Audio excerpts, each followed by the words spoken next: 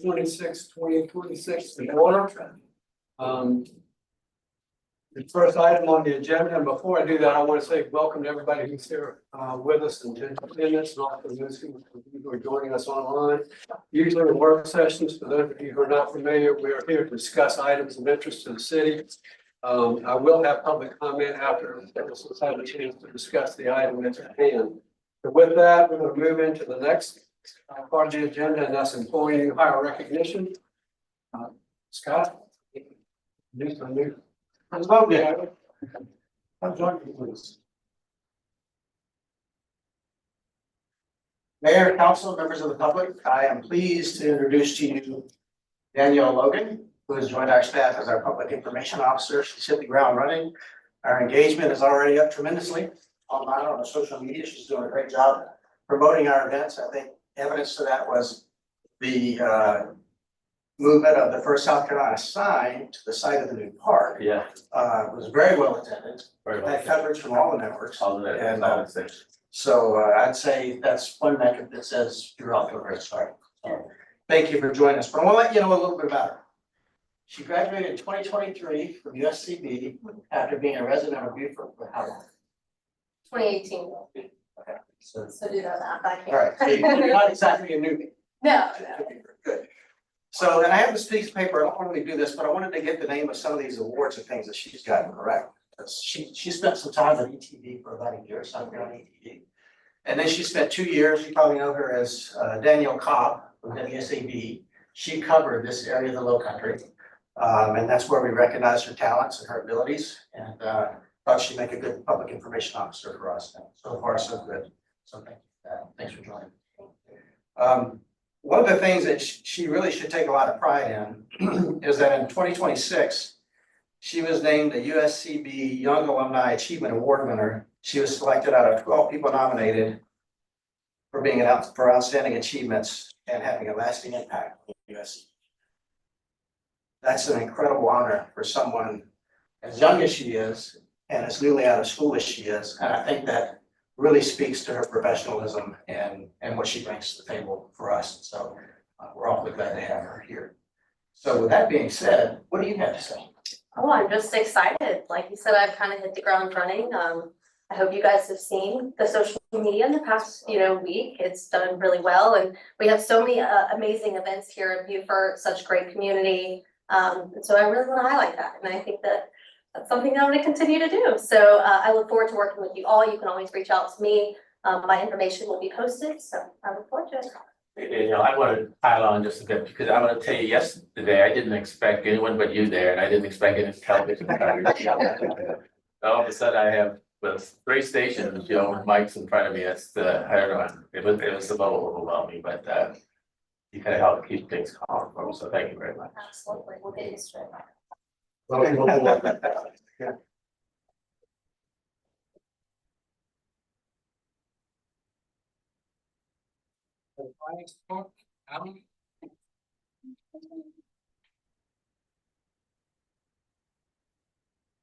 afternoon, Mayor and Council. Happy to introduce Samantha Witt, I'm a business license administrator. She really hit the ground running. She started right during the business license renewal busy season, so she's been doing an outstanding job.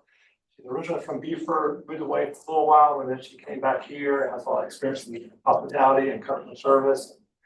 It was just an incredible job so far with us. We're fortunate to have her with us on our team. She was giving those guys a really hard time.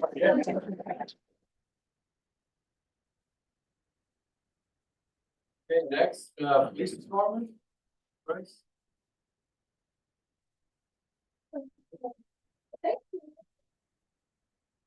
Good afternoon, Mayor, Council, staff, members of the community. I'm pleased to be here tonight as usual, and I want to introduce you to Evan Silva. He's the newest member of our police department. He got out of the Marines where he was a meteorologist, and he decided that he wanted to be a police officer. I'll have you know, though, he is doing exceptionally well and is finished his pre-academy and getting ready to go for his Q. So in a short amount of time, he's very studious. We're happy to have him.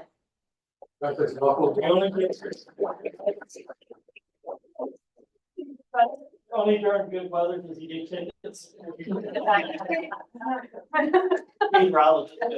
Thank you very much for the next one.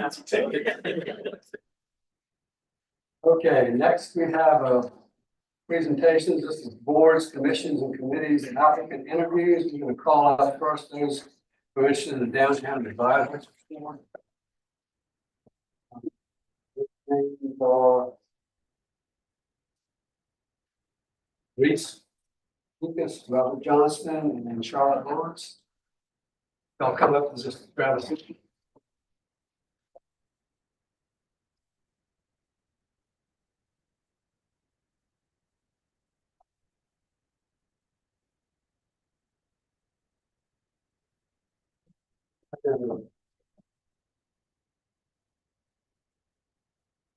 What we're going to do is we're going to let the council have interview, ask a few questions, but I'll start off by asking you if you just tell us a little bit about yourself and why you think you'd be a good fit for the downtown advisory group.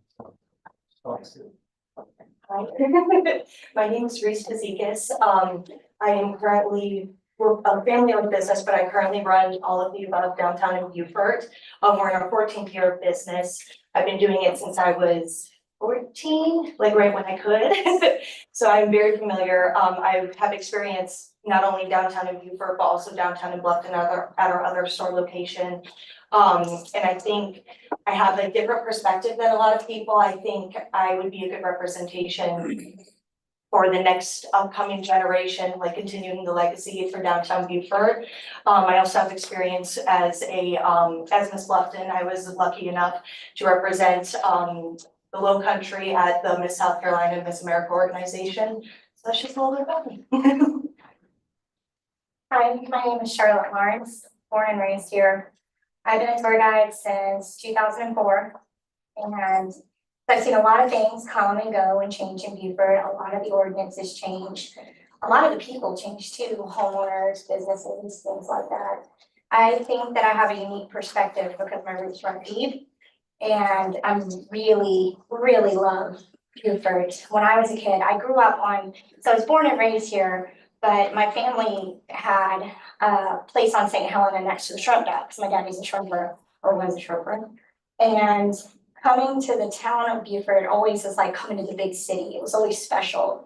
And I've never lost that feeling. Even every day when I drive downtown, it's special to me.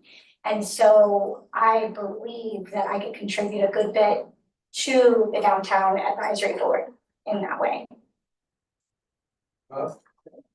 Thank you. I'm Rob Johnston. I moved to Beaufort in 2017. My wife and I feel so fortunate to live here. If you'll indulge me, I wanted to I wrote some things down in terms of my past experience. I'll be better off reading in terms of the specifics.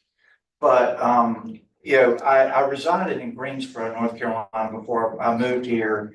And I was once very involved with downtown Greensboro revitalization, served on the board of Downtown Greensboro, Inc. And during that time, I traveled with some of the city leaders to other cities to meet with their civic leaders to discuss their successes and failures with respect to downtown revitalization. I attended several national seminars that focused on downtown revitalization and methods of improving the walkability of communities. The city of Greensboro selected me as one of three at-large members to join a 7-member group board to help create a downtown design manual for new construction and development in the downtown area.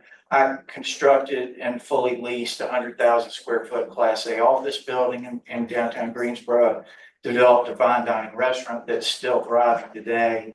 I understand this is all Greensboro, and I'm still new to Beaufort, but my wife and I consider ourselves, as like I said, incredibly fortunate to live here. And we all know change is unavoidable. Economic development it is essential, but I commend the efforts that have been done by the city council and other city leaders for their continuing efforts to preserve the historical integrity of the community, which is something that, like so many people, brought us here. But this maintaining small town atmosphere and charm and the walkability, the community helping, the traffic department in terms of how they, some of the decisions they make with regards to changes that could affect downtown traffic. I think creating this downtown advisory group makes a lot of sense. And hopefully some of my past experience would be helpful with that. I thank you for your consideration. Appreciate it. Any council members have questions? If you could improve one thing downtown, just one thing that you see going on downtown that you say I can do better, what would it be? Sorry. The one thing I think we can improve is, trying to think of a proper way to articulate this. Who is our main target to bring back downtown? I think like in the 14 years we've been there, we've seen the main target demographic really kind of fluctuate. And I think our main goal, at least my main goal, is bringing families and kids back downtown. I feel like that's something we've seen a major shift in the past, specifically in the past few years. But I think honing in on the families, what's gonna bring mom to pack up her kids in the minivan, drive downtown, deal with the parking, what is going to bring her down? And I feel like that's what we need to hone in on. So that is something I would like to improve. That's hard. For tourism standards, I think what would need to happen is, let's see, I think what would need to happen is a better traffic flow for the tours, a better understanding and more visibility between the people who live where the tours are being conducted, more understanding, so they know, no, I can't pull over and let one car pass me because the ordinance says there has to be 3 cars behind me before I can pull over to let you pass. I'm not doing it to be a jerk, I'm following the ordinances. So I think more communication, more visibility, but if I weren't talking about tours, mobility issues, I see people with wheelchairs and whatnot, they can't access certain parts of downtown. I just think being more handicap accessible would be huge for the town of Beaufort. I know that's 2 things, but. That's fine, thank you.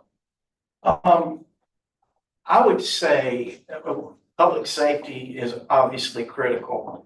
And while that's not necessarily the first thing you think of when it comes to the downtown advisory group, the traffic issues, as already mentioned, I think potentially already, present an issue there.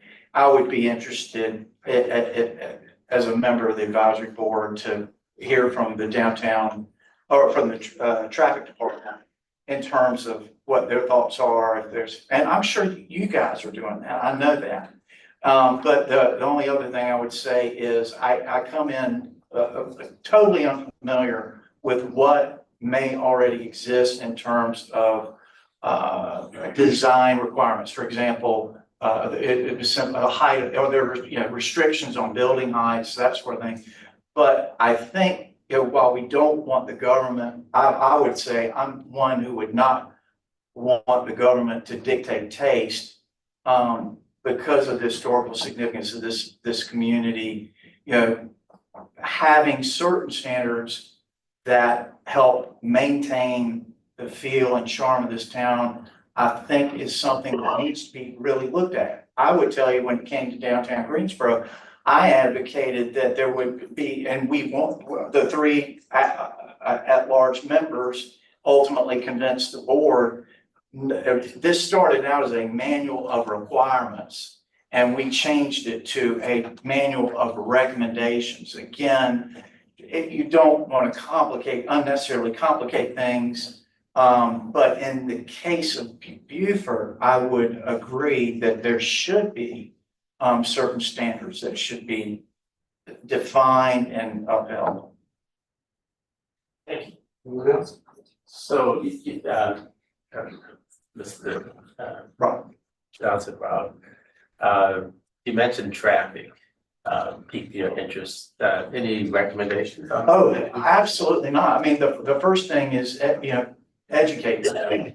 And one of the things, if I were to join this board, I would personally plan to walk around and, talk to the businesses downtown, talk to as many people as you can to get that information. And I understand it's not an easy solution, and it might be the best it can be right now. I'm not saying, anybody's, failed in any efforts, but living on the point, walking downtown as often as I do, that intersection of Carteret and Bay Street is still, that's cars would just come flying through there. I mean, and again, I'm not a traffic guy, but I would, to answer your question, have speed bumps been considered to slow traffic there? And is that a good idea? Is it bad? What are the pros of it? What are the cons of it? And measure that and discuss it as a committee. And again, we don't want to necessarily get involved with everything, but public safety obviously is a critical thing. Who else? So first I want to say thank you for stepping up. Not always easy to step up and volunteer your time and commit yourself to being on these advisory boards, but we are very thankful that each time we open up and start a new board, there are willing volunteers. So thank you for stepping up. I think based on the conversation that I'm hearing, it's going to be important to kind of just recap on what the initial charge is. The charge was to create a body that was going to advise council and staff on matters that would impact downtown, right? So how do we strengthen collaboration between businesses, organizations, and property owners, which is some of what we're hearing tonight. But also, how do we help guide and develop the long-term vision for what downtown becomes? So if you would just add to, if you have anything to add to what you feel the long-term vision is or should be for downtown. And then if you want to throw in a little bit of maybe how do we better collaborate with those, all of those entities, I would just like to hear a little bit more of your thoughts in regards to that. And I don't care who starts. I'll start by saying, being, having the background I did with the downtown issues in Greensboro, I watched them spend a lot of money on a plan for where things should be in downtown Greensboro. Now, case in point, they have a baseball stadium that was developed during this time, and saying approximately where we'd like to be. But then you run into the economic reality of can it be done affordably? Can you buy the property at a price that makes sense for this thing economically? And at the end of the day, I would respectfully submit to you, spend very little money on it, and to get a broad feel for it and not get really specific in the plans, because the reality of who's going to buy what, who's going to develop, you just don't know what it is at any given time, and it can change according to the economy dramatically. And just to be clear, that's not what we're looking for from this board at all. Oh, yeah, right? yeah. We're not, we have our design standards in place already. The money that's been spent on that has been spent. We have set aside some for a master plan downtown, but what we're looking for from this board is more so what the long-term vision for downtown is and how can we strengthen the collaboration between all. Have there already been any, efforts made to try and, create a map or a general plan at this point, or is that the board would look at, or is the, okay? Yeah. And the other thing is, my understanding, and please correct me if I'm wrong, I thought one of the first orders of business for the board would be, I understood there was no mission statement. Obviously, we would want to hear from city council what they would like us to be doing, and take all this into account, create a mission statement that hopefully we can get some broad agreement on. So from what I'm listening and hearing from you and understanding, I think the Downtown Advisory Board is a great start to what you're talking about. I think just sitting here with these two, we come from different backgrounds, different perspectives. Forgot to mention I chose a little country in Seattle and carriage tours too. So I don't know, I was just sitting here, I was like, I'm gonna. But so all three of us have a lot of experience in our fields and our range and our vision, but I think at the heart of the Downtown Advisory Board, we should be focused on the heart of Beaufort. We're a small town. people know each other. Like, we wish each other happy birthday, we smile, we wave, we yell happy water festival, and the closer you get to July as possible, you know. I think keeping the charm and the feel of Beaufort should be very important to the downtown advisory board, because I think that's what, like, what brought you here. You know, I think that's what Beaufort is about, so I think we should try to maintain that best as possible. Perhaps the downtown advisory board could host public forums and anybody could come or whatever, or perhaps we bring a list of things to work on from people in our fields and we figure out how to do it together, just a couple of ideas on how we can work on maintaining that. I don't know if that's what you're looking for, but just from what you're saying, I think that's what I would want to do. Yeah, and I think all of those solutions have a way and a part in this process, right? That's the whole idea of this advisory board, is to determine what we need to do in order to kind of bring these fragmented pieces of information and all of these different entities together to collaborate on forming and guiding the long-term vision the best that we can, right? So that's exactly. Absolutely, and we have a brand new social media manager too. I imagine we'd be like begging her for help on things like getting the word out. So, I mean, I think we could put together a really good team on it. She kind of took the words out of my mouth. But yeah, I think this is the perfect start. I think a lot of it comes down to like a communication breakdown. Even though we're all on the same street, everybody's on a different page. And I think we have a variety of different stores and different restaurants. We just have such a variety of ages, a variety of technological capabilities. I didn't get this email, well, I didn't see this post, well, I got the pamphlet on paper. I feel like that we would be a good mouthpiece to get the collective information, but also spit it back out. And I agree, the addition of a social media manager, because I've been keeping tabs the past few days, I think it's been wonderful. I noticed when I talk to other business owners, they're kind of already like, wow, like I know what's going on. And I feel like that's the big thing, is the communication breakdown. I feel like a lot of people just aren't in different pages. And this is like the first step to bringing it and tying it all together.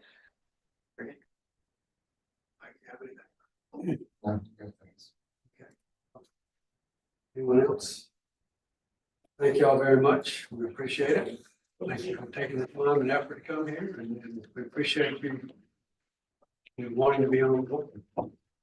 Thank you. Thank you for your time. Thank you.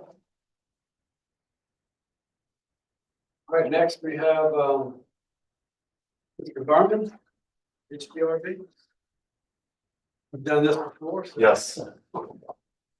Sorry for the entire, I came from field day and then gym and then kids, and We expect better from volunteers. you should expect better. So I apologize. If you don't mind, Eric, just for the public, if you just tell us a little bit about yourself, and then we know you've been on board before, and just tell us a little bit about that experience. Sure. So my name is Eric Berman. I'm the founder and owner of Berman Property Group. We're an investment firm, construction company. I came here via the Marine Corps. I was stationed in Pendleton, and then got orders to Parris Island. Was there for a period of time doing the whole senior commander, company commander, OPSO thing. Started the company in 2018, and then kind of grew from there.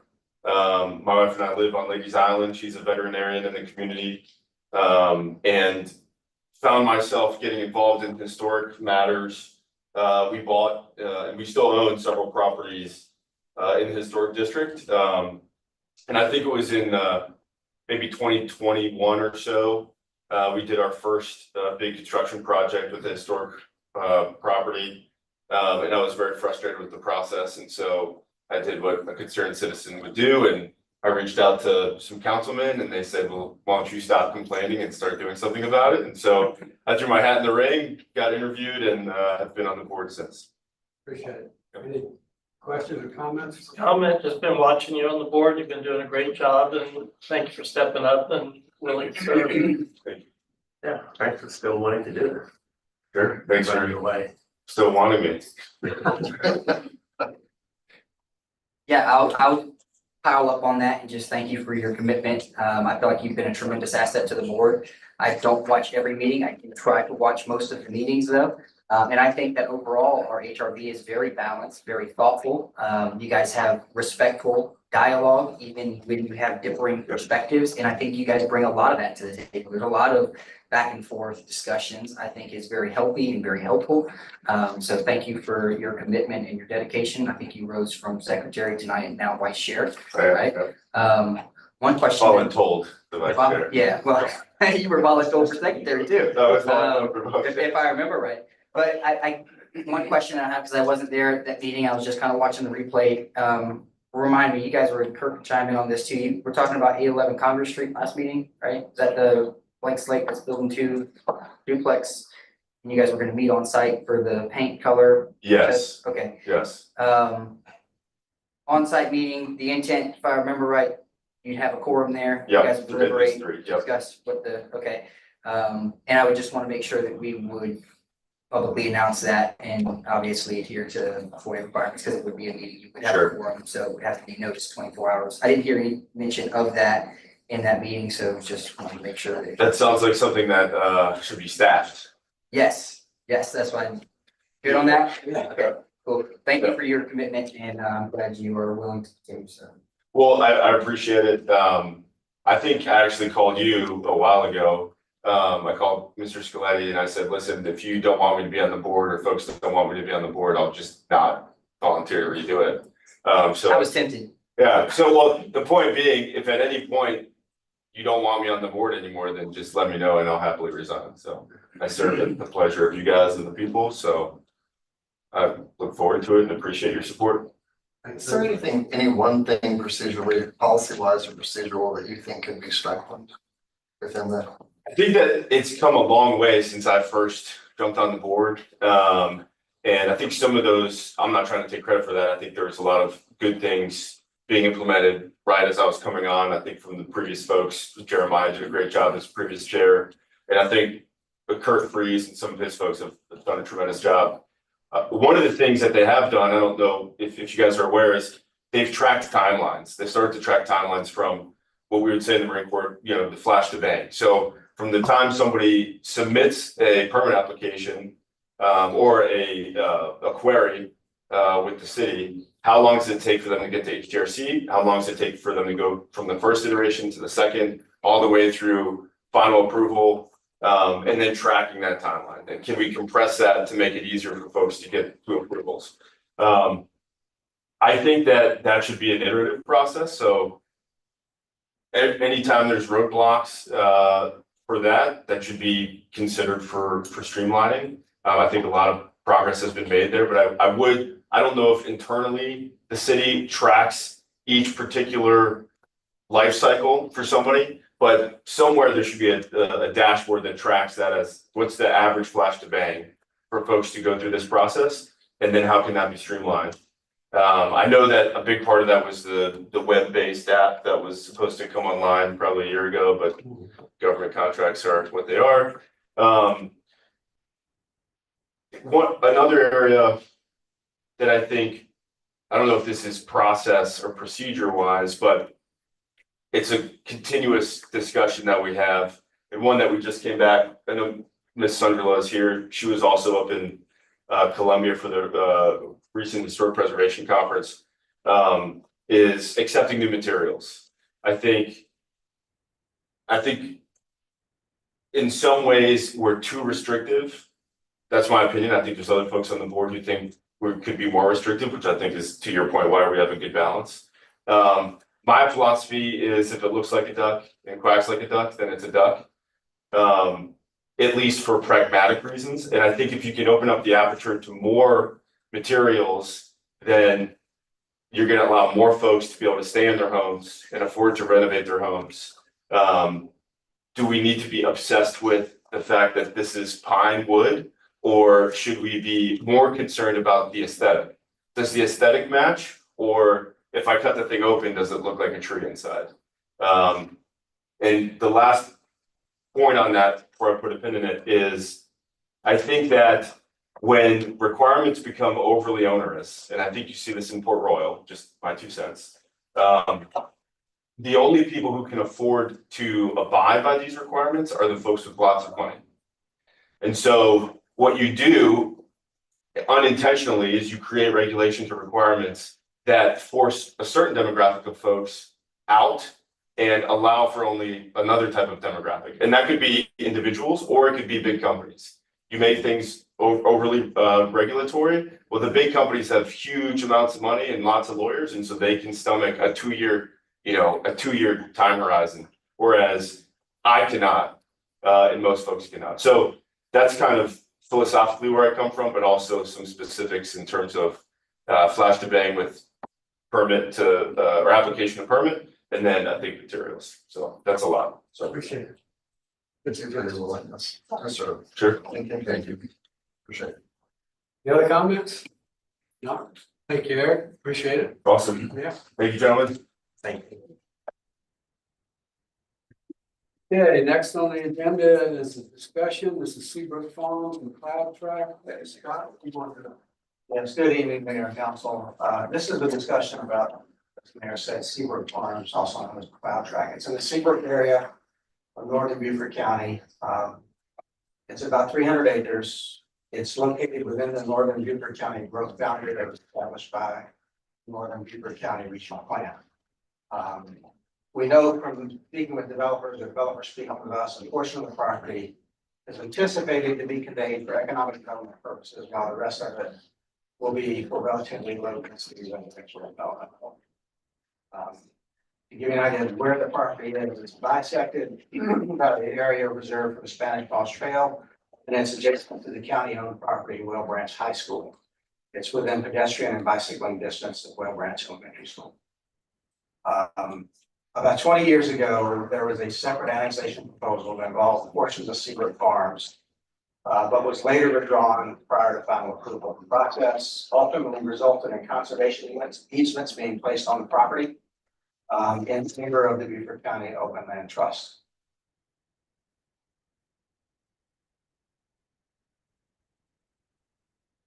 What we have now is the conservation easement requires before the property can be annexed into the city for development.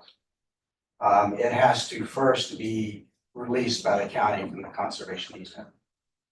There's a developer who wishes to develop the property. The problem with it so far is that procedurally, in order to release it from that process, we would ordinarily have to have an annexation application to go through the process and say, no, we don't want to annex it into the state.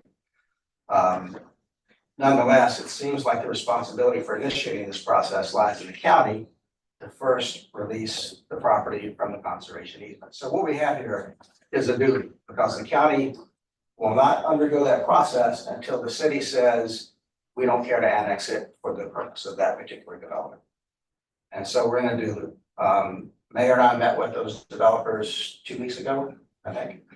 And to the extent that is legal and proper, I would recommend to this council that we do what we can to get them out of that duty. I do not think that this council would like to have that property in the city at this time. It is too geographically separated from the rest of the city, and the cost to provide services would not nearly equate to the revenue that we would expect to get when it's fully built, much less when it begins to be built. And so for that purpose, I don't think it's a property we want to annex. Question is, how do we properly do that? In my recommendation, I have a resolution, maybe bring you a resolution next time. I talked to our city attorney. That may not be the best idea. It may be a little overkill, for lack of a better word. We may be able to do this with simply a letter restating what the proper process should be. But at this time, the city does not feel like this will be a property that is right for annexation into the city. And so that's basically where we are. I'm throwing this out for your discussion to get your thoughts and ideas on it before we take any further action. Do you think the county is just using us as a reason not to proceed and then trying to get us to annex before they allow the project? I'm not going to pretend to know why they are being the way they are. I know the process says they have to release it from the easement before it can be considered for annexation. I don't know that the developer really wants to submit an application for annexation to the city, because I think they even have an inkling that the city probably doesn't have this water.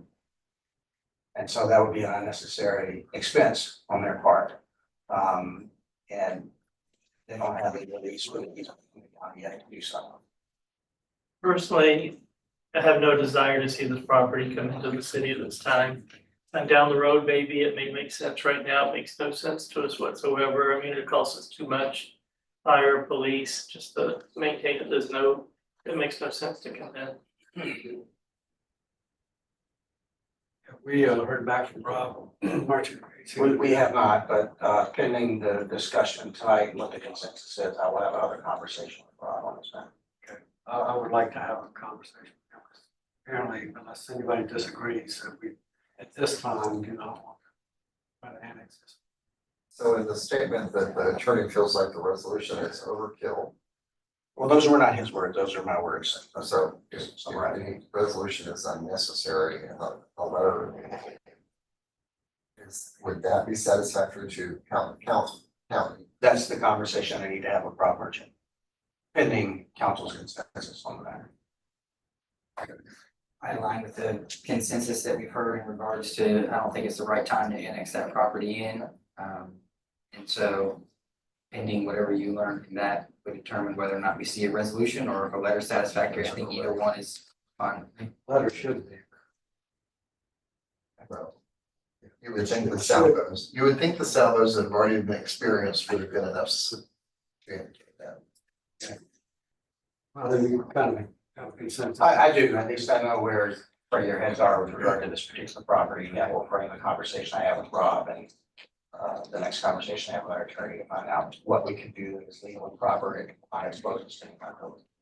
And I know we have some gentlemen here that, do y'all have anything you'd like to add or? See, the former mayor Billy Gosling here, but I didn't recognize Billy. Over here and over here. Shame. I'm no longer Willie Nelson. I brought with us, former chairman of the school board, Dick Geyer, who studied this issue very carefully. And John Bender, who is actually the real estate agent for the buyer. But I have lived through this whole thing a lot with Mike McPhee. I've worked with the McLeods for about 25 years, with the exception of the 12 years when I was mayor, when I wouldn't do any real estate. I just set my license aside. But I was there, excuse me, when we did the conservation easement, I was the realtor who did it. In that conservation easement, it says, this property may not be annexed into the city without the express permission of county council. It was told to me by the county administrator at the time that he took it to the committee and there was no interest. Well, looking at the best interest of our buyer, I said, can we at least have that in writing? He said he'd take it back to the subcommittee. And I just let him vote and I just a letter, that's fine. So I get a letter, but I find out he never took it to the subcommittee. And that's the way the county has sort of treated this property. If you go back to the county's first real comprehensive plan, like 25 years ago, that property is the only property in that geographic area that is not zoned Seabrook Stewart Point Preservation, which is 2 to the acre. But anyway, so I was involved in the conservation easement, and that language is there, and they wouldn't remove it. I then became mayor. I was no longer working in real estate. Mike and I were on the first group to really inaugurate the Northern Regional Plan. And we bought into the obvious idea that if it's adjacent, it's adjacent to the city, then the city should have an option to annex it if they want to. That did not prohibit the county from doing something if they wanted to. But we've been caught up in this circle because we have 2 conflicting ordinances. But this is to speak a little bit more. I promise I won't be the old Billy Cotting, but I got my haircut just for this meeting.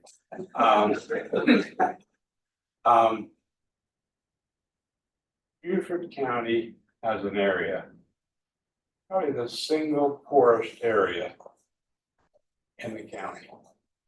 And that runs from Sheldon to the air station. And there are no services, not a convenience store, there's not a grocery store, there's not a place to get your hair cut.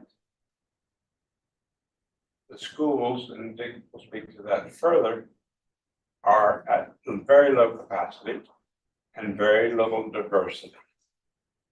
Same time, I heard these people, the group up here earlier, talking about all the congestion and traffic.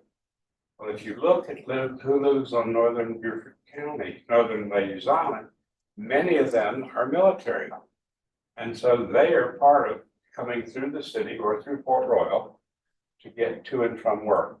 But there's no place for them to live. The place that was built, Teal Point, sold up like that. Unfortunately, the prices rose out of category. So it's an issue as I looked at it of how do we deal with Health City and Ladies Island, take some of the burden off growth on Ladies Island, reduce traffic in the city, address the needs of a poor part of the city, of the county, whether it's in the city or not, and basically save the schools. And so I look at it that way, and there's a conundrum with the ordinance. And, you know, we set an ordinance earlier that y'all didn't want to deal with, and maybe it's premature. I would agree with the attorney. And I think that a letter from council, the chairman of Beaufort County Council, from City Council, saying we give up our rights to annexation at this point in time. But we do believe that we need housing in the northern part of the county to direct some of the growth out that way. And so, Dick, would you speak a little bit to the schools? Thank you, Billy. It's in the school district's best interest to allow more development in the northern part of the county because we have capacity there. And what the negative of that, of having capacity, for example, Whale Branch Middle School on a per student basis costs $27,000 a year. Beaufort Middle now costs $16,000 per student. The capacity or the projected enrollment at Whale Branch Middle School is actually going to go down. It's at 51% capacity. We project that without any growth up in that area, we'll go down to 40% capacity. Beaufort Middle is right now is at 57% and will go down to 54%. So we can combine those two middle schools and have them at Beaufort Middle School at about an 82% capacity. 85% is our prime number as capacity we would like to have in the school. So that could be moving 177 students from the Whale Branch and north into Beaufort, to Beaufort Middle School. We cannot continue to support that kind of a difference in cost.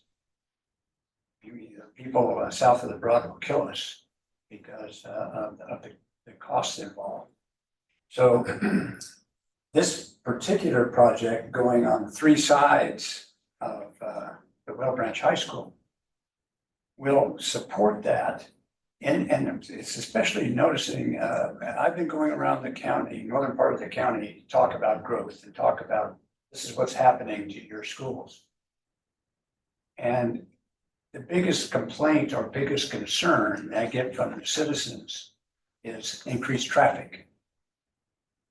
Well, we support the county's penny tax, transportation tax, because as you know, we need some work done on our traffic. And the school district has the biggest single contributor to traffic in the morning. And you look at Monday through Friday, the morning commute. Look at next week and the school's out and see how much it drops when 21,000 students and 3,000 employees go to work at the same time. So we look at what's going on up there in that area of the Whale Branch. We put in the Teal Bluff subdivision just to the south of the middle school and elementary school of Whale Branch. Those kids can walk less than a quarter mile to those two schools. Whale Branch High School from there is about a mile and a quarter. School buses that we run, which contribute to a lot of the traffic, are owned by the state. We don't own them, and they tell us what we can and can't do with those school buses. And they will not allow us to transport kids that live within a mile and a half of the school that they're supposed to attend. So this subdivision, McLeod subdivision around Whale Branch, I said a kid could walk in elementary school, middle school, and high school. And that takes traffic off the road. So we see it's in the county's best interest to allow this growth to happen in that area. Right now, we are going through an unbelievable drill to try to fix the traffic in Bluffton. Because when Bluffton was developed, it didn't develop in a linear fashion. It developed in piece here, piece there, piece there. And we have attendance zones that cross one another. And we have people that's taking their child to elementary school and passing the neighborhood elementary school because it's full. So we're having to readjust all those attendance zones, and that's a very emotional deal with parents to change them out of school for transportation issues. So that's why we're involved, and that's why we're interested in this, and hope that we can convince the county to allow McLeod to put this in. And as Billy said, that area needs some services, and they're not going to get services without rooftops. Rooftops come first, and services built to follow. So that's the school district's piece on this. So, I would encourage us to do any and everything we can to kind of free the county's hands to allow that to happen, because I can tell you, I grew up in Sheldon. And a little place called Pages Point, where that gets down a little further. And for 4 years, we drove from Pages Point. Well, I was lucky because the bus was in my yard, I was driving it. And before that, my older brothers were driving it, so I didn't have quite the same problem, but it's a long ways. I just back and forth. And we had a lot of little country stores at the time, but there are no country stores out there now. And one of the things I discovered when I came home was, all these restrictions on what can happen out in Sheldon and Seabrook and Gardens Corner and so forth. Many of those restrictions created by people who don't live there. And if you live in Burton or somewhere close, you don't realize what it's like if you have to drive all the way mostly to Beaufort. And we were blessed for a while to have a Piggly Wiggly at Gardens Corner, and then that burned down. So, yeah, and it's and the schools. Imagine the impact it has on a student if you're in Beaufort and you're doing some sort of athletics after school, and then after that it's going to take you 35 or 40 minutes to get home and do homework and all that stuff, while the kids who are close to schools are done their homework and gone to bed. So it is, I agree that the financial burden it would put on the city to support that at this time would not be probably the smart thing to do, but anything we can do to free the hands of the county, it's in the county, let them go for it. You get the consensus, let's talk to Rob, find out, let him know what to do. Oh, sure.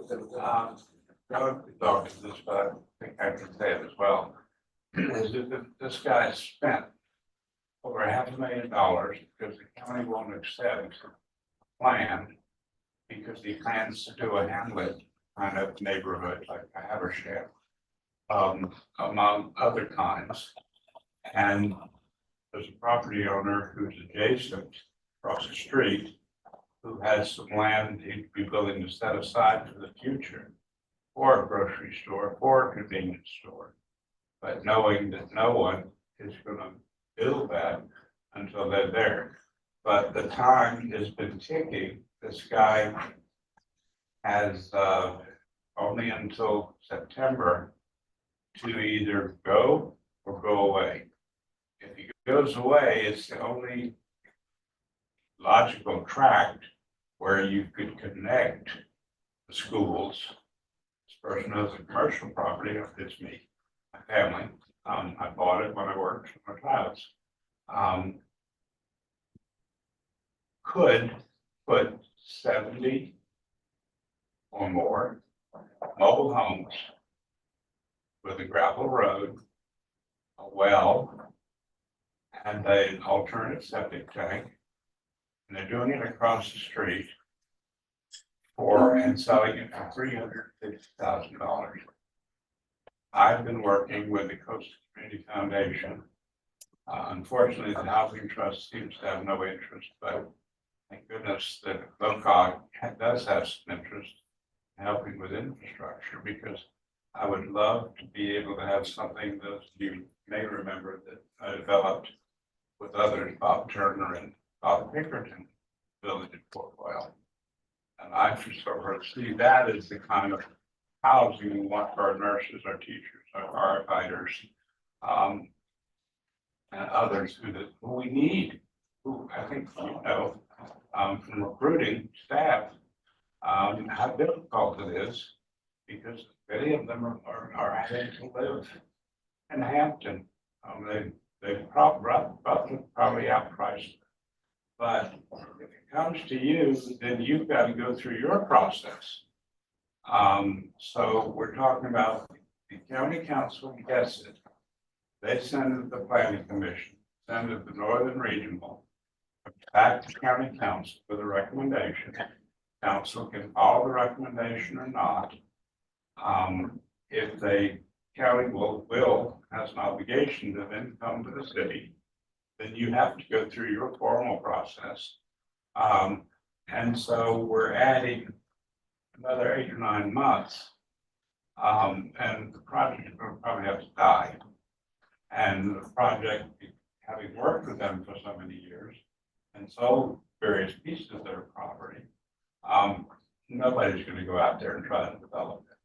So we're here to ask you, with full understanding of the conflict, that it puts everybody in, to see if there's a way, as Phil said, the mayor said, noticed I didn't sit there, Bill. I never sat at that end of the table, but is to find a gentle way to make it clear to county council that you want to get, in this particular case, you want to give up your rights under the Northern Regional Plan, which will save you time and save them time and save the developer time.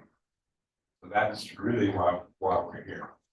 And the need for community is really important, because I think it has an impact on the whole county, based on traffic, not only people. But it's really in your hands to try to figure a way to tell the county, don't waste your time or our time on something where I hear consensus does not at this time make sense for the city. That's what we'll do. Staff's got the message. Yeah, staff's got the message. Scott will get with I guess, county, and we'll find out the quickest path. If it's a letter, we'll do it. A resolution or whatever it takes, we can do it, but it have to be quickly if we're gonna do a resolution, because it's being on June 9th. Otherwise, you have to wait. I'll reach out to Rob. Okay. Right. Well, I'll help you anyway, but I'm not a counselor. Mr. Guy, congratulations, you actually talked longer than Mr. Guy. That's the first. Did you count both times? I didn't. I believe, Mr. Guy talked longer than you did. Oh. Not in totality, so don't clap yet.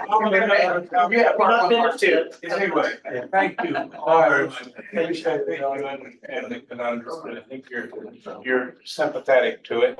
We'll do the best you can. Here we are. And John, did you? We get your time, but it's great. Sure. Yeah. Thank Yeah, you. we'll expedite this as quickly as we can and see if we can. There we go. Yeah, you got it. Okay. All right, that, we will move on to fiscal year 2027 budget discussion. Mr. Mayor, may I make a statement before we get into it? Yes, you may. Thank you, sir.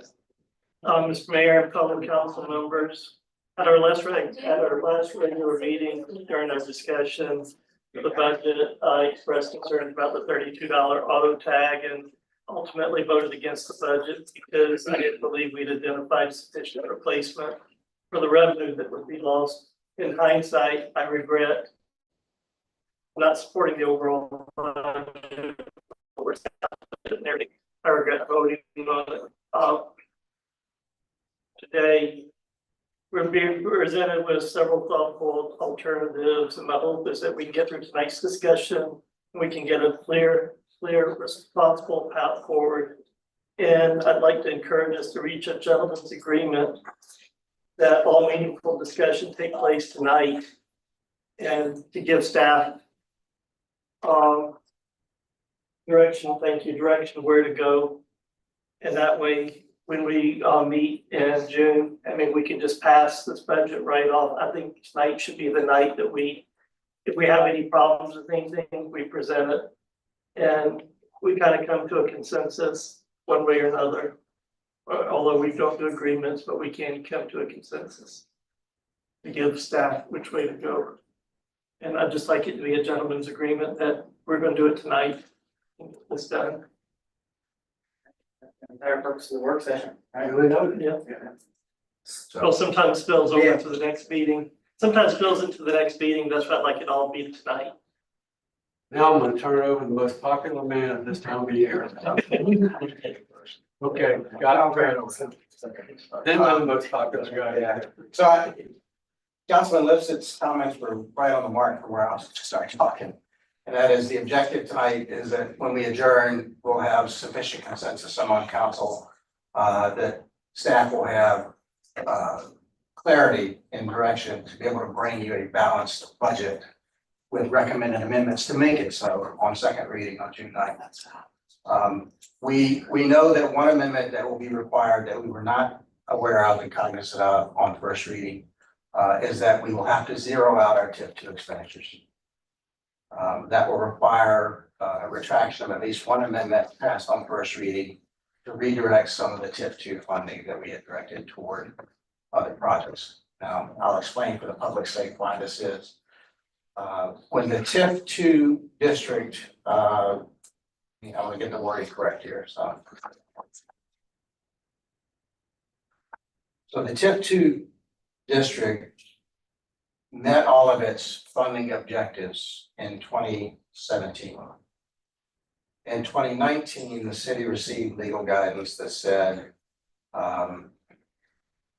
we could keep the remaining TIF 2 dollars if they were projected for expenses that seemed to qualify for that. Otherwise, they would be known as surplus funds. After the last council meeting, there was a very thoughtful amendment introduced by Councilman Scaletti that recommended the use of TIF 2 funds for Waterfront Park, which I think it was a pretty good recommendation considering we need funds for Waterfront Park. So in exploring that with our current bond attorney, we got some information we were not prepared for, and that is the TIF 2 funds aren't really TIF 2 funds anymore because the TIF 2 fund was dissolved in 2017. And so our current bond attorney has advised us that the proper course of action would be to offer to return the remaining funds in proportion to our partners in the TIF. And our partners in the TIF are the Beaver County School District and Beaver County itself.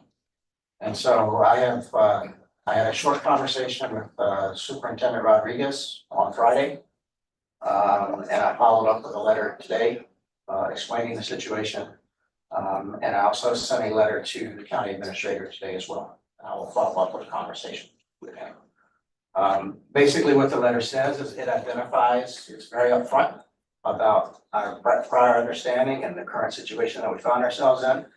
But it also has a very respectful request in it to allow the city to retain those funds for the sole purpose of putting them toward waterfront park.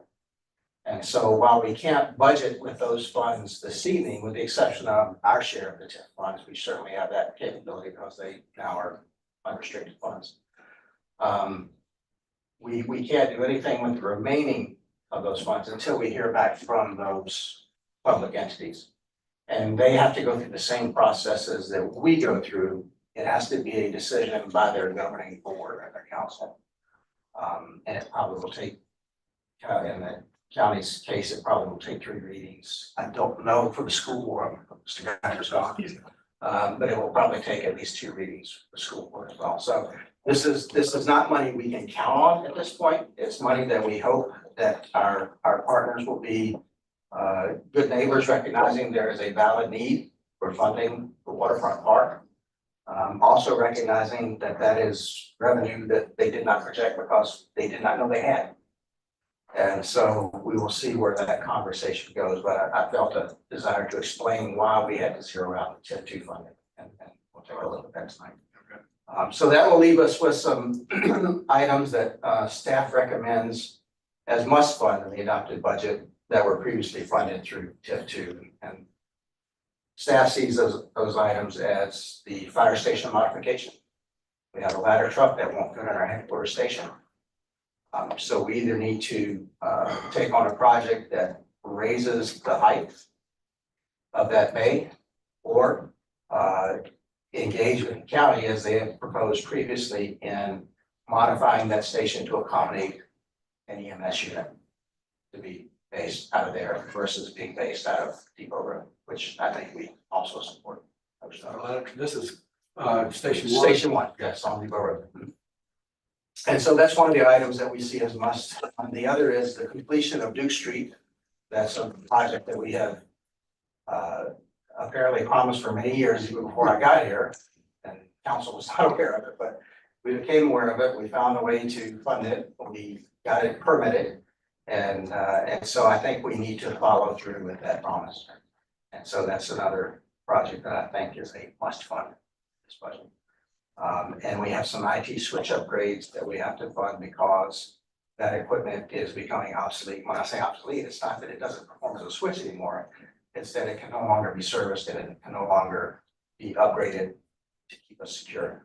And so to that end, it is a must fund. And so there are other critical items that we may need to move to a priority status on an unfunded requirements list.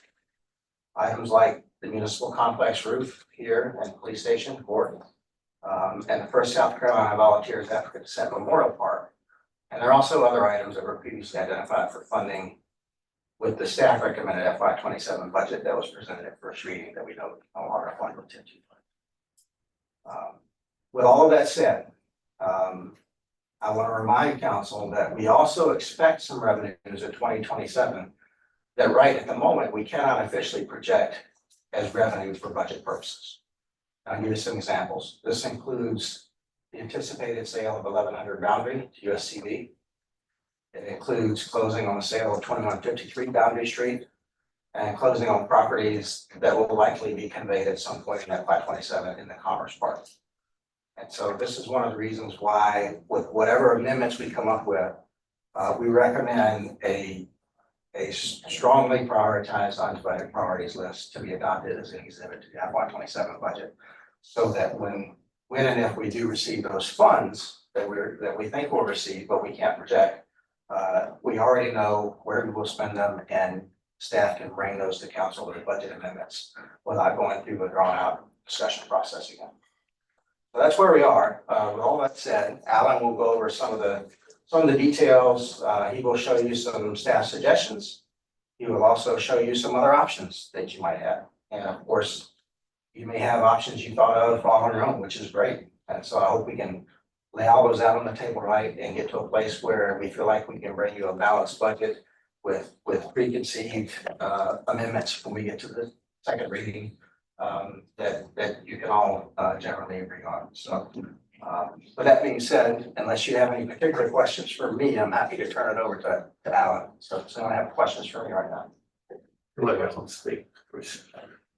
only one I'll have, I'll just tie in real quick about Okay, the sure. Duke Street project. Yeah. So are you, and maybe I'm missing, are we projecting that we'll need more funding than we've already set aside to complete that project? And if so, do you know how much that is? Well, we set aside some ARPA funds. We're gonna use those first. So those will be used first and then We set aside $1 million for construction, the bids came in higher, about 5 million.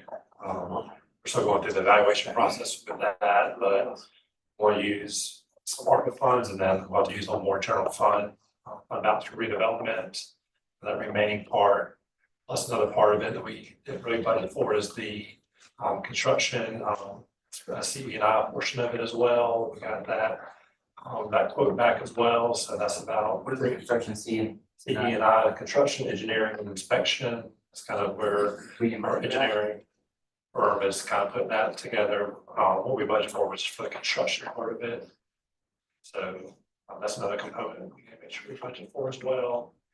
And that's around $300,000 to $400,000 is kind of what we're.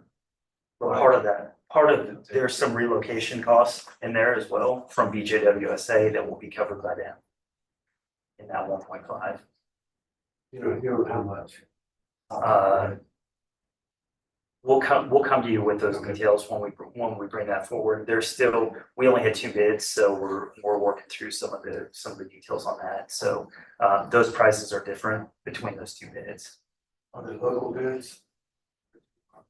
Yeah. So we have about a $500,000 shortfall on that project right now.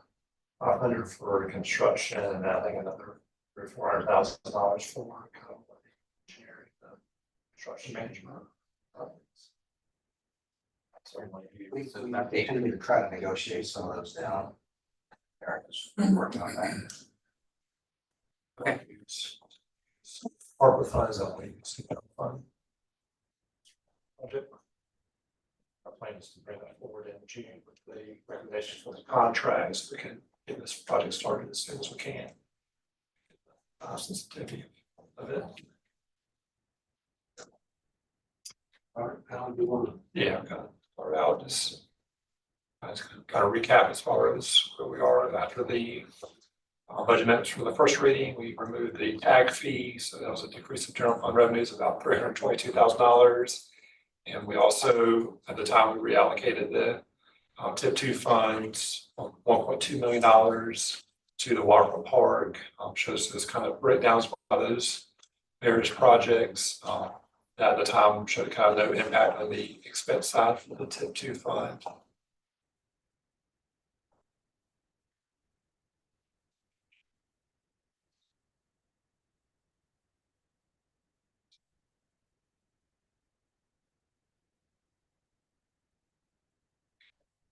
So right now, after first reading, this is kind of where we stand. We show a net deficit in our general fund of that $322,000 from the removal of the tag fee, and then also showing TIP 2, the balance still stays the same, but some of it got moved between different projects. You'll see kind of on the next slide, the capital project fund detail showing that update. So we removed $1 million for the City Hall Park land, parking land acquisition and design.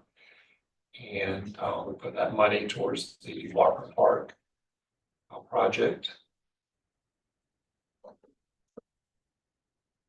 So here is for the $322,000, here's kind of staff's recommendation as far as how to kind of a path forward for that difference. So it would be on the general fund revenue side, we would still keep the short-term rental license fee at $1,000, but Now we have updated numbers with the number of short-term rentals from 242 to 269. So that's a $27,000 increase in general fund revenues that we budget for. You explain where that number came from, because we passed the ordinance and everybody thought that was pretty much it, but now we're seeing an increase in 27. If you could just explain where those 27 came from, will come from. Yeah, originally, before the ordinance was passed, numbers we were going with was 242. Now with the ordinance being passed, the new caps in place, we're showing 269 is what we're showing for citywide. And that's the caps in those 4% neighborhoods, adding those who have some leeway in there. And, I know you can't right now, but can I get a copy of where those neighborhoods are, exactly how many in each neighborhood? Yeah, of course, bring that. And then, I don't even know if it's gonna be possible to put them in there with the, 300-foot distancing. There may not even be possible to put that many in the neighborhoods.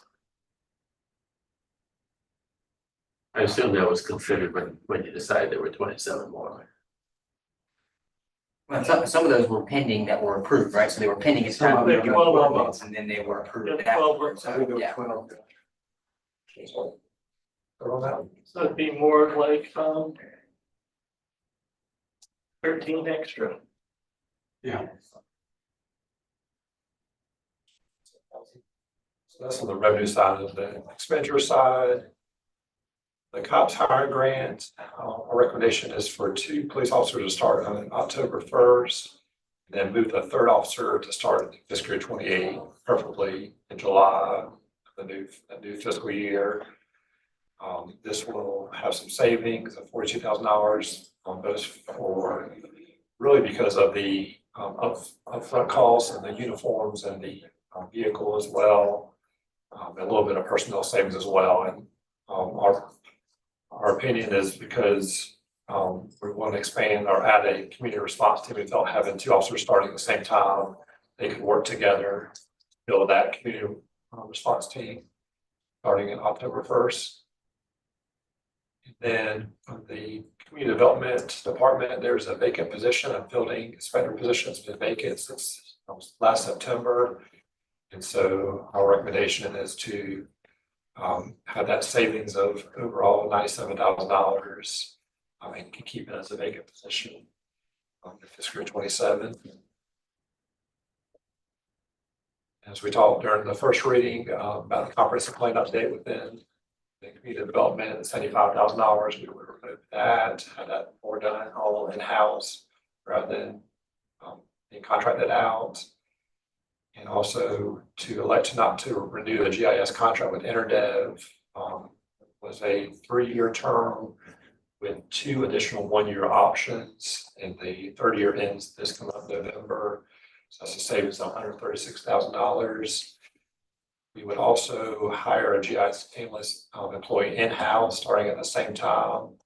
And right now we're estimating starting from November to the end of June for salary and benefits, about $90,000 in addition for that spot. And then to reduce the housing assistance program, it was $150,000. We're reducing it down back to $100,000, so $50,000 savings overall. So if you kind of add those revenues and then decrease those expenses, overall, that's a net impact of $338,000. That helps cover our shortfall within our general fund. That's kind of Before we go on from this slide, so I think we're all pretty sensitive to reducing the housing program. I realize the financial situation we're in.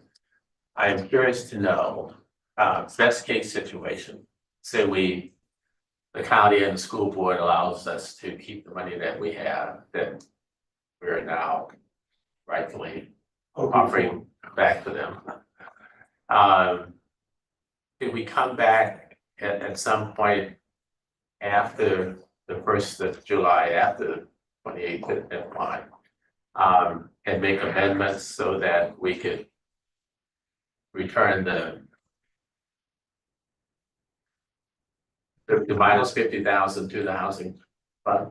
Councilman, I would maintain that the answer to that is yes, and I would recommend if that's the will of council, that you put that on your unfunded requirements list as maybe a number 1 priority. as I mentioned before, I think we'll have additional revenues in FY 27 that we just can't project yet.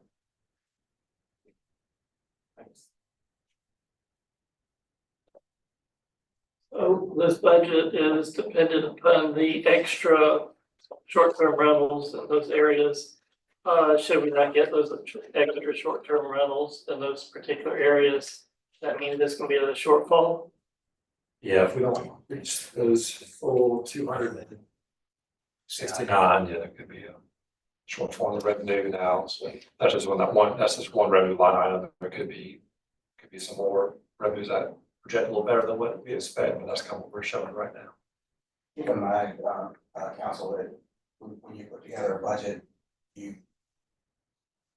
program your revenues, and sometimes it's an educated guess, but it's a guess on the revenues that are gonna come. Sometimes they come a little more than, sometimes it's a little less than. Always budget conservative. Right, and we budget very conservatively here, and that usually results in us not having a deficit by years end. We also don't have a gigantic surplus, so to that end, Alan and his crew in finance make recommendations to senior staff that demonstrate they're very good stewards of taxpayer money. I was wondering if we could put that license fee at $1,200 versus $1,000. That would increase the revenue quite a bit and would make up some of that shortfall. Shouldn't be So I'm so. gonna use my owner's word again. I knew what you were going to, I figured it was. I No, I was letting you say that. That's just a suggestion that, you know, that would give us You're a laying little salt better down cushion to in one there. industry, be very careful. That's right.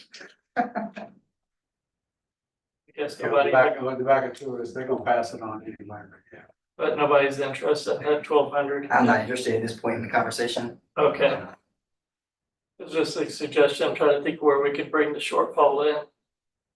Should there be one? Well, I think as Scott mentioned, that, you know, have some revenues coming, Right. we just got to wait and see. I know, I was just trying to think of ways bringing more revenue. Well, one thing is gonna be the balance of budget, and you've got these other. Right. Those are the big precedents.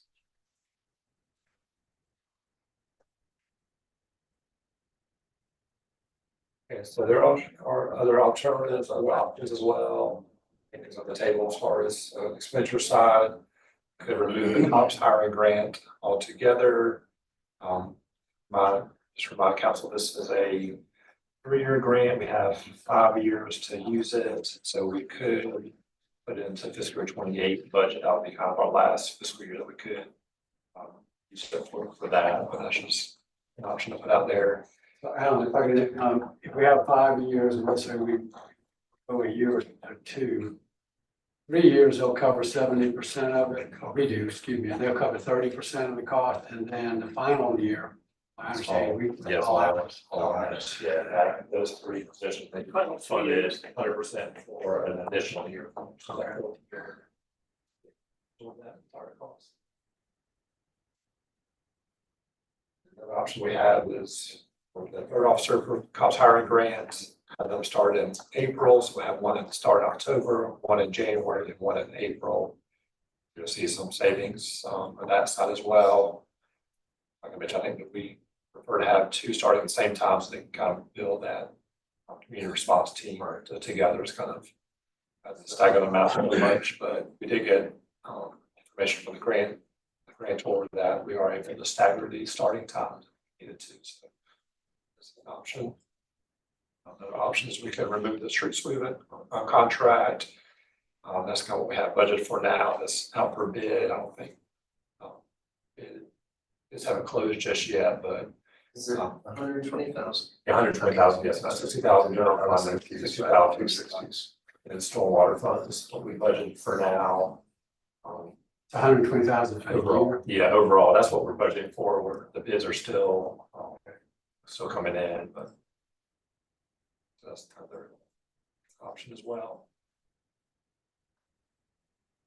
And then we could adjust any funding level for our strategic partners. This is what we have listed for now for the corridor, 75,000, economic development corporation, 42,000, SC retention program, 5,000, military enhancement, 10,000, Rikers Island Research, 5,000.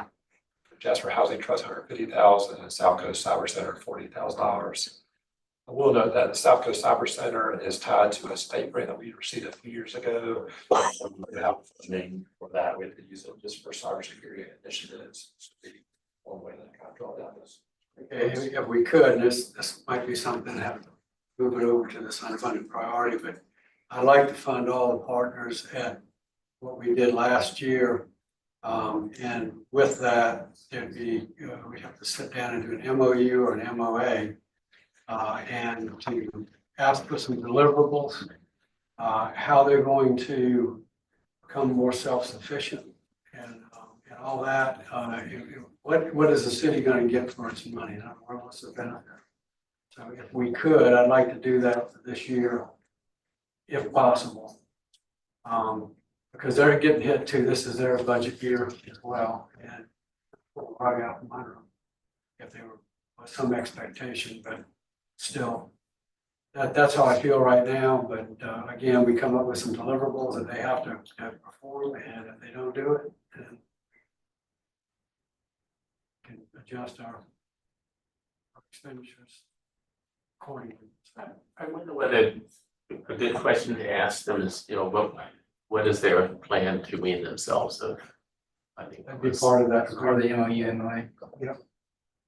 How are you gonna do it? I just think we should be direct, it should Oh, be. that's good. This is what it is. And, we got to give them a chance to do that. And so I think if we have an MOU or an MOA, here's what the deliverables will be.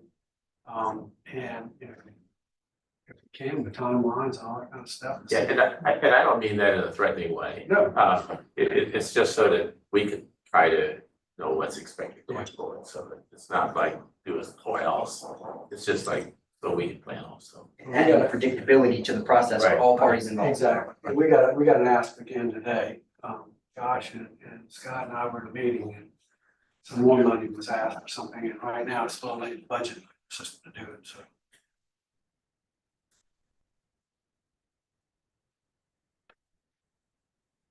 I want to point out before we leave this slide that South Coast Cyber Center, the funding for that comes from a grant we received from the state in 2022 or 2023.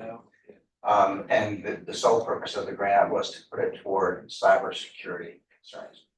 And so that's money we can't use anywhere else. How many years, We either use it there, or we give it to some of the universities to use in their cyber programs. how many years was that? I don't know, down It's a state appropriations, so there's. No, yeah. As long as they find the timeline, as long as we just keep on sending them reports every quarter. Hang on to those funds, right now, there's no risk of them. And we send them those reports? They come from the city? Yeah. The city cyber center keep money. Just joking. That's on record, by the way. No, I'm kidding. But it is. No disrespect, I didn't write that down. I know, it was unjust.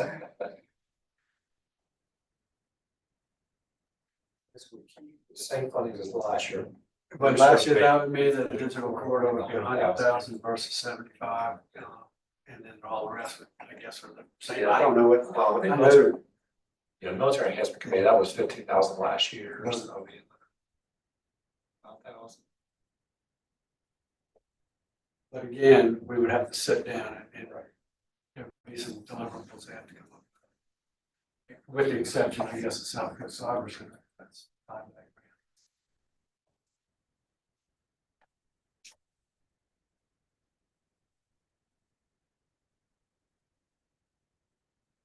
So this is other options. It's more than tourism fund, a place for AI subscription.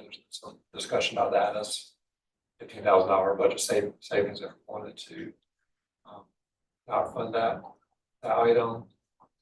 And I know someone was talking about during the first reading was to reduce services for the current right-of-way contract. We're still researching this option of whether that's still could be a possible savings or not. I think we have entered a contract with them, so we may be obligated to. How long are those contracts, by the way, I'm curious? I think for them, we did a 3-year contract. We'll look back for sure. We had to stagger the different ones, or greenery. This is our right of way contract, Yeah. the one that does the median. Is that the greenery? No, this is with the trust cases. Okay. Yeah, Yeah, that one out of Georgia. Pass it out. Yeah, we just. If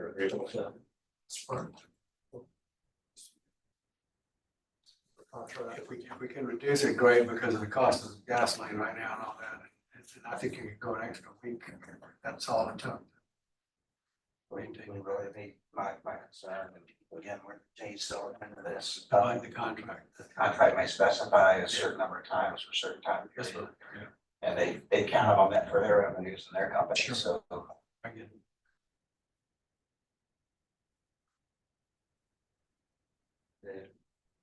Or the two of us, Scott mentioned about the IT switches. We found out that the switches on PD are restrained of life, they're still useful and they're still able to work, but some of the support is going away. So we recommended using 94,800 just for those switches. Those will be funded out of our general fund, committed fund balance for vehicles and equipment. And then we'll look to the other court and city hall, those have an end of life in October 2027. Those will be considered in our fiscal 28 budget. Those we felt like was something that we need to make sure we include this year's budget. That's questions, comments, and so.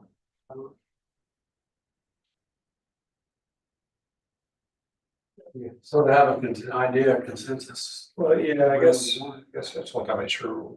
So it's kind of the tag fee, I guess the removal.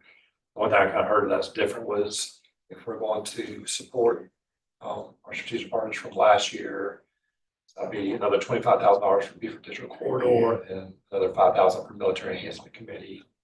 That's another $30,000 that we need to find some way of some savings or something in our general fund. Got some ideas. Okay. It wasn't mentioned, but some of the must funds or what staff recommends as must funds, you know, like the 800,000 for the fire station and the replacement, those types of things. I think the fire station is a definitely must fund this year. We have a healthy capital fund balance. Alec can give you the amount. I think this would be an appropriate use of those funds for an expense like that. And so that's one of the ways we can fund that must fund item with council members. That's a must fund.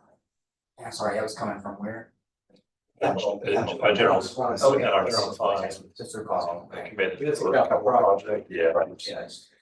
Which you said, did you say recently, how much was that? Was it- Yeah, 1.5 million. Couple of projects. That we also have some money from reserve infrastructure we could tap into as well. And 4 million. again, on the other revenues that we may get, we can, if you choose to replenish those funds.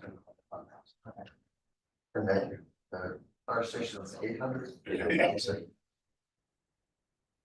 And that incorporates for the ladder truck and the EMS. Just the ladder truck. That's a operation. That would be the cost of us doing the project on our own, which is what, in conversation with the county administrator, I felt like was a fair contribution from the city because we're donating the land for the project, for their expansion. So we would be willing to put into the project as much as we would have had to spend anyway to have our fire trucks come. So they would the remaining portion or be part of it. Correct. Project would be some additional ARPA funds, some additional general fund balance funds. We're also still pursuing road impact fees with the county. It's progress in that area as well, so. I met with the county administrator 2 weeks ago and I provided him with a amount of each of the impact fees that we've collected since 2014. And I asked for 2 things from him. I asked one to identify any projects that have been built in the city with those funds. And the second thing I asked for was of the remaining impact funds that we've collected, what's the process for requesting those from the county? Good idea. I think Bill Dan said they requested something, they didn't get much. Answer's always no, if you want to ask a question. That's right. So that, I mean. I think right down it's last time you said that. I believe that's true. It is, you're right. And you budgeted very conservatively on the revenue, so we're hoping, fingers crossed, that we get more revenue.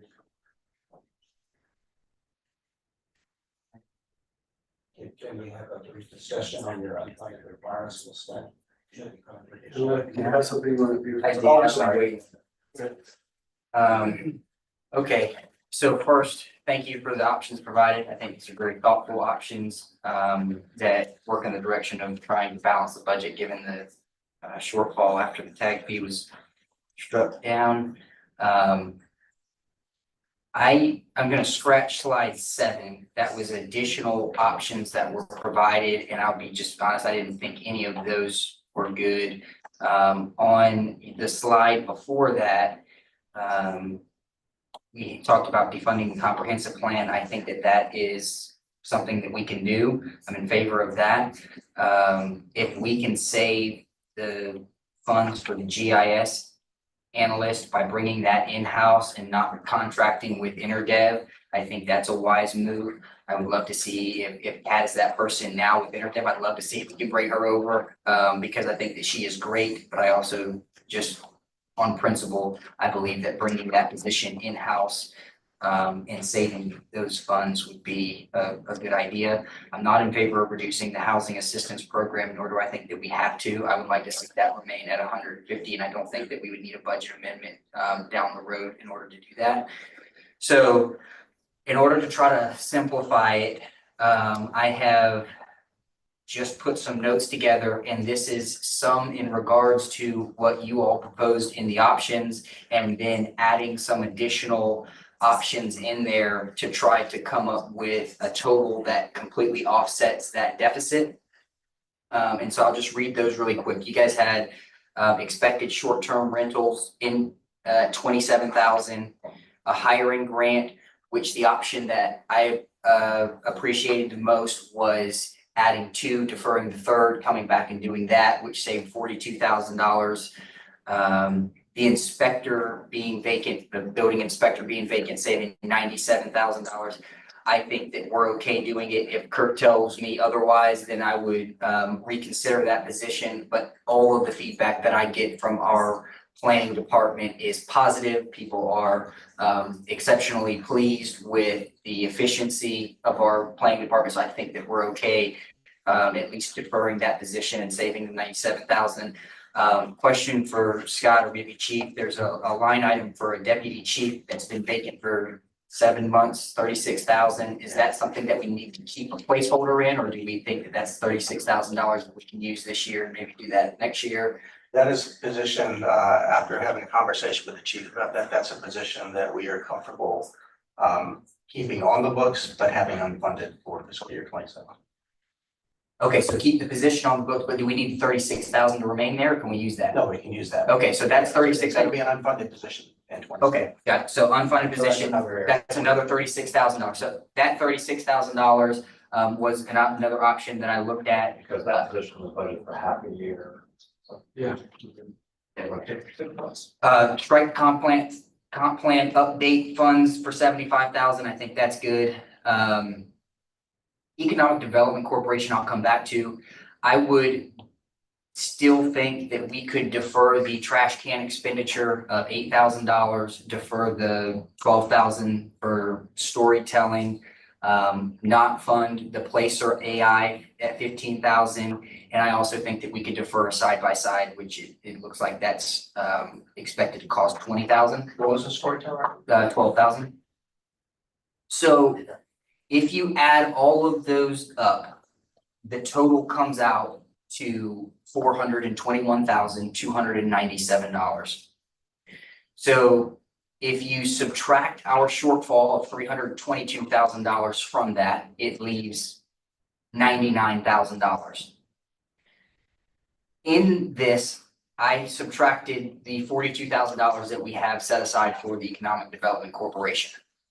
I have voiced the reasons for now 2 years for why I think that that is the appropriate path forward. But I will also bring up that I did not know this until recently, that my understanding with the Beaufort Digital Corridor, we provide them $100,000, but we get $25,000 of that back because they pay rent where they're at. Fine. And by the way, I am in favor of bringing that back up to $100,000. I think we can. But I didn't know that Economic Development Corporation was paying the rent for a nonprofit named Blackwoody since September of 22 until July of 25. But I go back to the points I've made previously, that I feel like our constituents already pay for the services that we get from the Economic Development Corporation, because the county taxes that they pay fund this initiative that then should help advertise even the properties that we have in the city. If we say we're going to reposition ourselves and use this $42,000 elsewhere, and the Economic Development Corporation's position is that they no longer have to advertise the Commerce Park because it's in the city, then our constituents will be paying for a service that they do not get through their county taxes. So again, I don't think that I think we could scratch that $42,000, reposition, and use those funds elsewhere. If we do that, then we will essentially have $99,000 in excess that we can then use for the unfunded priorities that will become the next part of this conversation. And I would just like to throw this out there too. So my current term ends in December. And one of the things that I hear a lot of from our constituents is speed on Rebo Road. I have talked to several constituents about what they feel like the resolve could be. And one of the things that has come up several times is the solar powered feedback signs replacing 2 of the current signs that are there. So coming from both directions as you enter that residential area, that strip, replacing the 35-mile-per-hour speed sign on one side and the 35-mile-per-hour on the other side as you enter, to be a solar powered flashing feedback sign, very similar to the one that we have on Bay Street. Looking at several studies, there is evidence of the fact that those signs help reduce speed for people who maybe just become complacent to the fact that a sign is there. I know that that is going to have to be a request that comes from the city to the state, but looking at the total cost of those 2 signs, it would be about $6,000. And if in this gentleman's agreement that we strike, if this council would be in favor of allowing me to reallocate the remainder of my salary at the end of this year, I would do that, which would be somewhere around the $4,500 range. And that would probably be what those 2 solar powered feedback signs would cost. So I'd be willing to do that. I think that if we can agree on these things, then we have $99,000 to talk about funding whatever we would essentially deem the most important. And then TIF funds go without saying, you cleared that up. That needs to be something that we just work on as we get clarification from the other entities involved. Well, the most simplest would be, if that's less money we would pull out of our fund balance. That would be a simple solution to that. Councilman, are you talking about the sort of like the signs right there by Rebo and Allison Road? They've got the one with the lights flashed and the Blue and red. feedback, yeah, right there. They've got that right there. And you're talking about the sign. Exactly like when you turn on Bay Street. Yeah, if you're going, you turn from Rebo Road to Bay Street. Yeah, they've got that on Rebo Road too. Yeah. They've got one on Rebo. Have you seen the one on Rebo? I haven't seen the one on Rebo. Yeah, The the one one, there by the hospital. That thing flashes blue lights and all that. It says slow down and it gives you. that's the police department, the mobile one, right? Right. I'm not talking about that. I'm talking about the solar powered signs that basically they would go in place permanently where the 35-mile-per-hour Right, sign but is. those things people don't. That's right. You're right. So this would be a permanent sign that would provide that feedback that wouldn't be moved around. And one thing, I do hear too from everybody about the speed on Rainbow Road. Kudos to the police department. I've been seeing a lot of traffic enforcement there. I have seen, as many as 2 or 3 police cars at a time, either measuring the speed or pulling cars over. And I think that helps. I think this in conjunction with that, and I have another crazy idea that I'll probably bring up at another time that'll probably help with that too, but just. Already wasted all your salary, so you can't get. No, yes, the remainder. Right, no leverage there. So I don't know if you guys want to talk about any of those specifically, but that was kind of my notes from this presentation. I am in favor of keeping Beaufort County Economic Development Corporation for the record.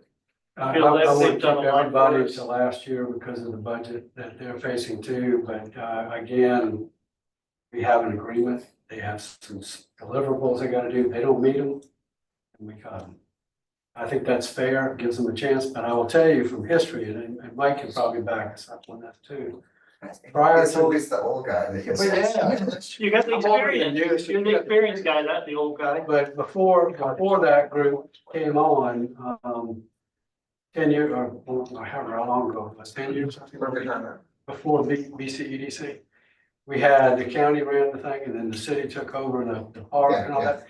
For the longest time, nothing took place in there. And after the BCEDC got started, we've at least been hitting some singles. Yeah. And we've got a return on investment. So that's what I'm looking for. Anything we do, there's got to be a return to the city.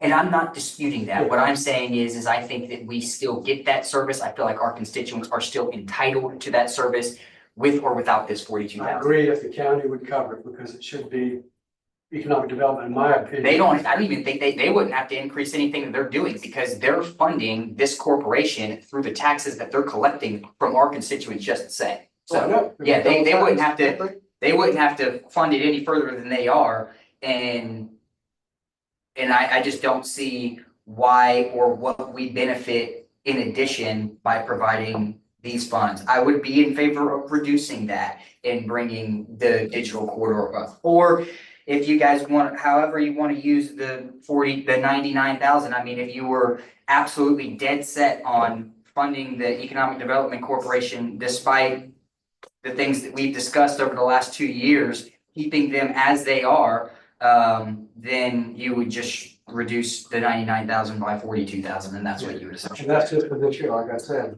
there'll be deliverables, there'll be some things that have to be done in order for them to continue to receive any money at all. But I agree with you, I think that's a county function. County should be paying for it. I feel like they're being double taxed. But Well, there's a litany of those, you know, engineering care, attorneys. So, I mean, if we want to get on the soapbox, we can probably shave a lot more money there. If we want to go on that basis. Sheriff's Department.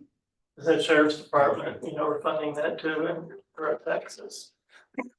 So again, if you're dead set on keeping that as it is, then everything else that I mentioned, if we do that, we would essentially have $57,000. it doesn't include your salary in that. My salary would be dedicated to the 2 solar powered feedback signs. We're gonna get a grant for that. Yeah. Your salary. We're saving you there. You're safe. At the risk of public criticism, you guys are underpaid for it. I thought. Say that. Yeah. Certainly a very good conversation about that. So how do we feel about the rest of the things? And I can go through them again if I need to, but. how do we- No, I agree with you. There's several of them that you said that I agree with 100%. I think we said the last few, I guess the ones that aren't, the bullet points I know you mentioned, Alex. I'll skip the ones that you Some of have. them are parks and tourism funds, which don't relate quite, there's a different fund from the tag fee. And so I don't know if we want to keep those in there or whether it's consensus of council to remove like the pitches and so on. So the deputy chief position, 36, right? Which I think that is maybe what you're, maybe I'll have to double check. I think that 36,000 may just be the general fund portion, and there's also a portion from the parks and tourism fund. Well, we can put a number together. Okay. There may be some additional savings plus the associated benefits as well. So would it be 72,000? No, not quite. It was funded like 75% from the general fund and 25% from parks and tourism. Oh, okay. So, and check that. Plus, I don't think you may not be including the benefits as well, I think. Overall, there's probably more savings of. That would probably more I like- think comp plan, I think we, the planning commission and our department helping. The last couple that I had that you didn't have on your list, was that one, deferring the trash can expenditure for 8,000. Deferring the Or the replacement of the.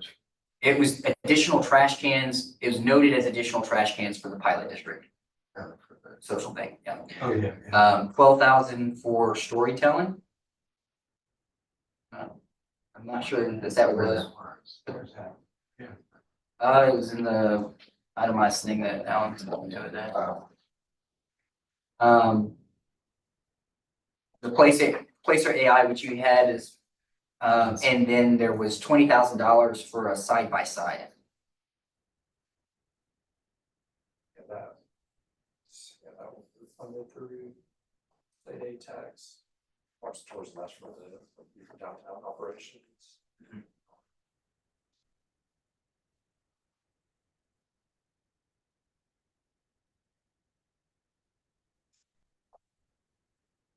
That's when you email that.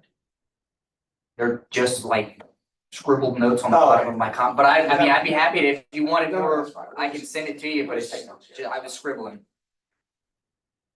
I can't be on the scribble. I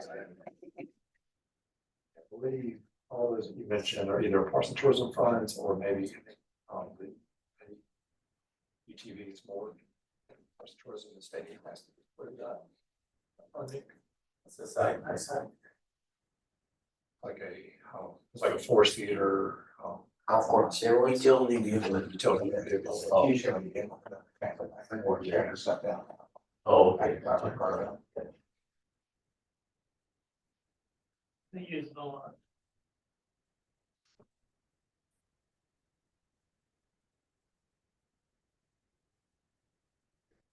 Council agreed on the trash cans and storytelling. It's right out of UTV.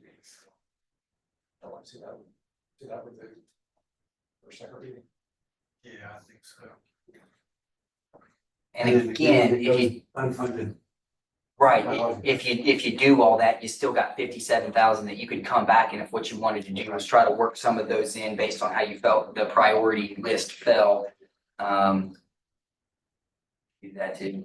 We need to, prioritize this unfunded priority. Well, can I just back up for just one moment to, Councilman Sweaty threw out several good suggestions. One of them was to restore the, home repair assistance program back to 150, and I didn't have another discussion on that. I just wanted to put the rest I'm in favor, definitely in favor of it. So the side by side, is that, what are we doing there with that? I know they use it quite a bit. That operation. And which is 20,000. we'll evaluate what they have now. And I think At the very, Please. financially, we have the flexibility to go either way. But it's a matter of. I'd like to have, I'd like them to have it, if not, put it on the unfunded priority list.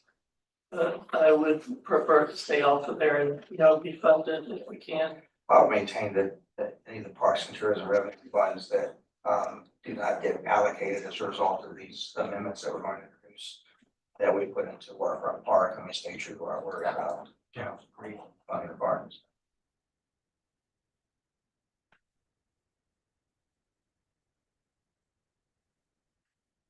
Got all that out?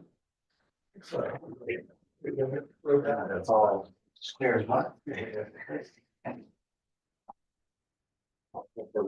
Staff report for second reading, those budget amendments. I think we're pretty much in agreement. Yeah, and so we will put in the staff report the wording for the recommended amendments that would support what are taking from here. I don't know if there's any other discussion on the other parts of the budget, but I would like to nail down the funding requirements and how you can affect brackets that. And you have a list of those unfunded. Fire station's got number one. Well, we're, Yeah, we're planning to fund the fire station with, fund balance. You're talking about, roof. But we're also talking about for South Carolina Park, I would make that a high priority. Yeah, agreed, so we got Agreed. 250 that we committed to it, because you guys are pretty well along. Yeah. Yeah, we wouldn't want it Yeah. to slow down. We, Yeah. those are dollars that will be needed to match grants that we seek. Yeah, so. So I think that needs to be a very, very high You wanna, priority. you wanna go around and just. Yeah. It's our top priority. Yeah. Top priority? What, We need to know what the other things are, but I mean, we need to come up with a list of them, is what they're basically. Because we'll put that as an exhibit to the budget. That way, when we do get additional dollars for property sales or whatever we do, we know exactly where you said you wanted that to go. So do you want us to spitball this list, basically? Is that what we're? Could you give us the list of what you have down for? So the, We had an unfunded list on the, is there a restriction on the land sales to go into general? We choose it. Not to my knowledge, huh?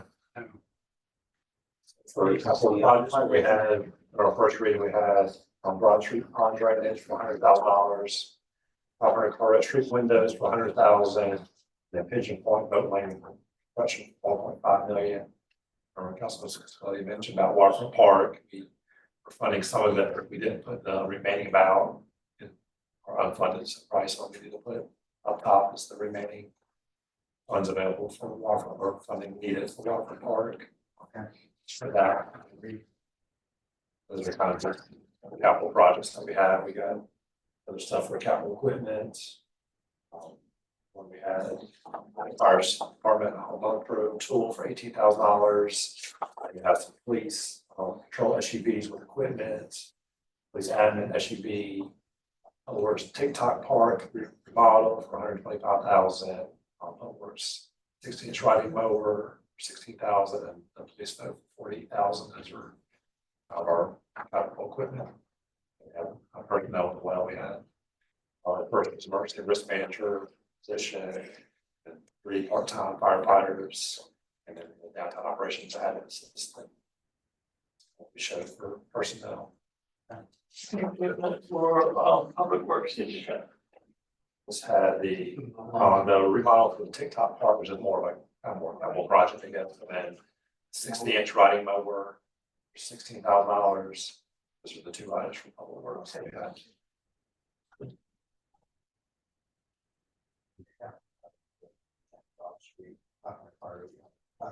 Street, one of those.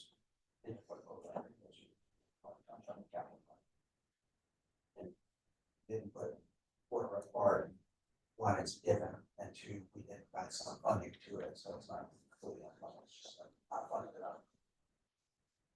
Maybe we don't know what the total price tag is. right, we were back in this place. So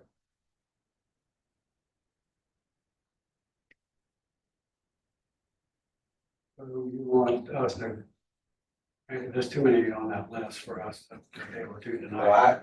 Unless you have a suggestion. Yeah, I have a suggestion. I recommend that you put, for South Carolina Volunteer Park at the top of unfunded list. I recommend that you put as second priority, roof repairs for the municipal complex. I recommend probably that you put Pigeon Point boat landing construction at the bottom of the list, whatever that list has on it. I don't even know what it's gonna be. Yeah, exactly. So, and beyond that, I could probably be swayed in any direction. That's my decision. Those would just be my recommendations. I think those are the 3 that jumped out at me as probably the most priority too. I mean, I know that we want to get to TikTok Park, but we haven't really started in that direction yet. So I think that deferring that, year or 2 probably it's not gonna be the end of the world, right? It's not that much. I mean, You're looking at almost $1 million just between the park and the roof repairs. Yeah. 2 things I'd like to see added on, towards would be the mower for public works, whatever they need. I think with what they've resources, the way they use them, if they need it, I think we need to give it to them. And, again, the 2x2 for downtown operations, because I see them running all over town with that back and forth quite a bit. I'd like to see those two things on there. It's still a place for one day, for just what, versus not right side. I believe it is, they have a gator right now. You gotta get it. I don't know, that just seems so expensive for one. I mean, the one last year, like, under 10, 20 seems like a lot. I don't know what that is. Maybe it's the government discount. Maybe. I'll buy you one and sell you for 11. Yeah, it's fancier than they had in the parade. But even that fancy one's probably $9,000, you know what I mean? More than that. You'd see the one they had in the parade. So Yeah. what I threw out were just the unfunded requirements. We have two other last week, got the capital equipment, personnel. I don't have any strong feelings one way or the other. I don't think we're going to get to the point where we will hire additional personnel unless we want to bring some of the cops grant. These officers a little sooner. So, I agree. and if you want to put that at the top of the unfunded requirements, first we can do that in personnel. Well, but it sounds like for the most part, we would be funded, right? Because we bring two of them on board now and then we bring the third one on middle of the year, Well, whatever. we're delaying it, so we could bring the third one on sooner, for example. Okay, gotcha, yeah, So the right. three could be together from the standpoint of Right. CRS. Okay, so if it's on the unfunded, for some reason we come up with some extra funding, we can add them before then. Advance a little Yep, bit. okay, that makes sense. Yeah. Do we, Scott, how do you feel about what we are putting away for our aging infrastructure, right? So right now we put aside 2 mills, and I know the value of our mills going up each year. But do we want to have a conversation at some point about whether or not we increase that or whether or not it's adequate? I mean, it seems like we do have this need to address aging infrastructure more and more as time goes on. And I know that we're working to build a comprehensive list to better understand that. But is there value in trying to get ahead of being behind already and maybe adding another mill to what we set aside to kind of boost that reserve? Or what are your thoughts on that? That is a budget policy decision that we can take a look at and council can adopt. I do recommend very strongly that once we have the repair, remediated, whatever the solution is, that we do establish a fund balance policy to put aside a certain percentage of parks and tourism revenue funds every year to a fund dedicated to major repairs or replacement of waterfront park issues. So the people who are sitting in these seats 50 or 60 years from now don't have the same problem. That's exactly right. That's exactly right. So yes, I do think there's some merit to that. Okay. Yeah. Isn't there professionals that figure out useful life of things like that so that you come up with reasonable things? Yeah, and we'll get that estimate once it's built from. We did have a study done. Mike, you remember that? It was Johnson Controls. They did an evaluative study on all of our physical plants. Yeah, everything. See, that's why we come to you. If you didn't have the answer, we wouldn't do that, but you didn't, so. It's not because you're old. Well, I got it. You've been around the block. Please don't fit the whole fancy. Walking the streets, not working the streets. Yes, so. Shake those dirties. Okay, any other discussion with the budget? Alan, you have what you need. All right, I'm gonna open it up, public comment, anybody from the public wish to speak? Lisa?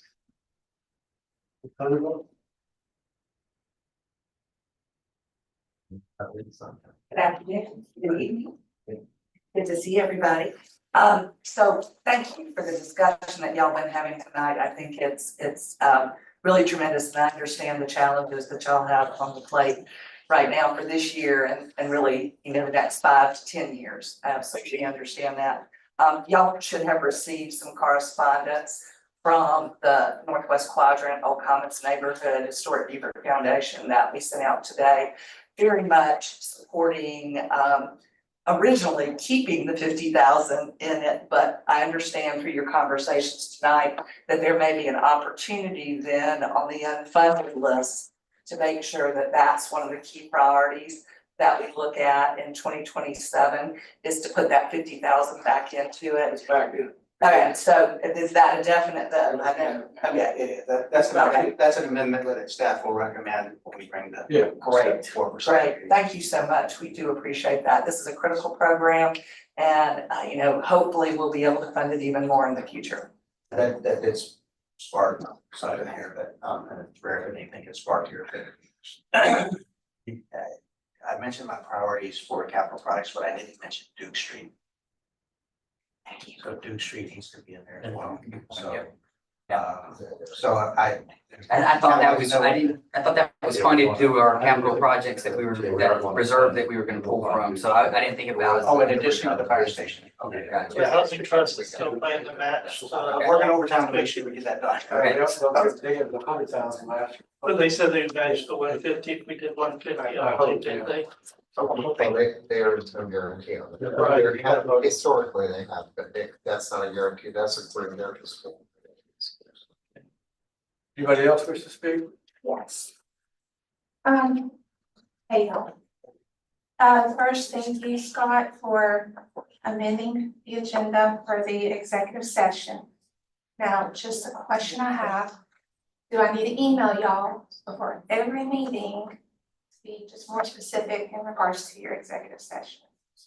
So we can be a little more precise and address, please. Name and address, please, and record. for the record. We just want to be precise and Thank consistent. you, Neil, 2450 Boundary Street. Thank you. But yes, so do I need to email prior? Because I know you guys know how to be specific with your agendas, especially in that executive session. Because while I was connecting the dots and, trying to piece it all together, I did find an agenda from 2025, March 11th, where you guys specifically cited the lawsuits. Was an email sent to Tracy. I'm correct, asking her to cite those cases in the agenda that day. And then I know that you guys, correct me if my wording, but amended or changed whatever, the agenda, the executive session for May the 19th. And then I was in the shower the other day and I was like, okay, I've sent this email, you guys are not replying to me. What can I do? And so then I got this idea and then I emailed and Scott came through for me.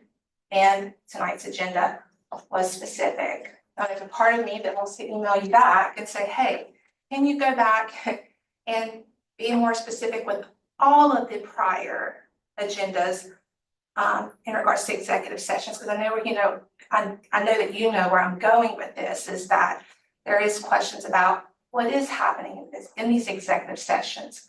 Don't want to know the secrets, don't want to know the details. I really don't think you're probably talking about a lot that I want to know about. But in respect to people that have been hurt by the city, our people, we deserve to know. And so my question is, I don't mind emailing y'all prior to you guys finalizing your agenda or whatever. Well, it's already finalized. You put it on the website and then I email you. I don't mind emailing you.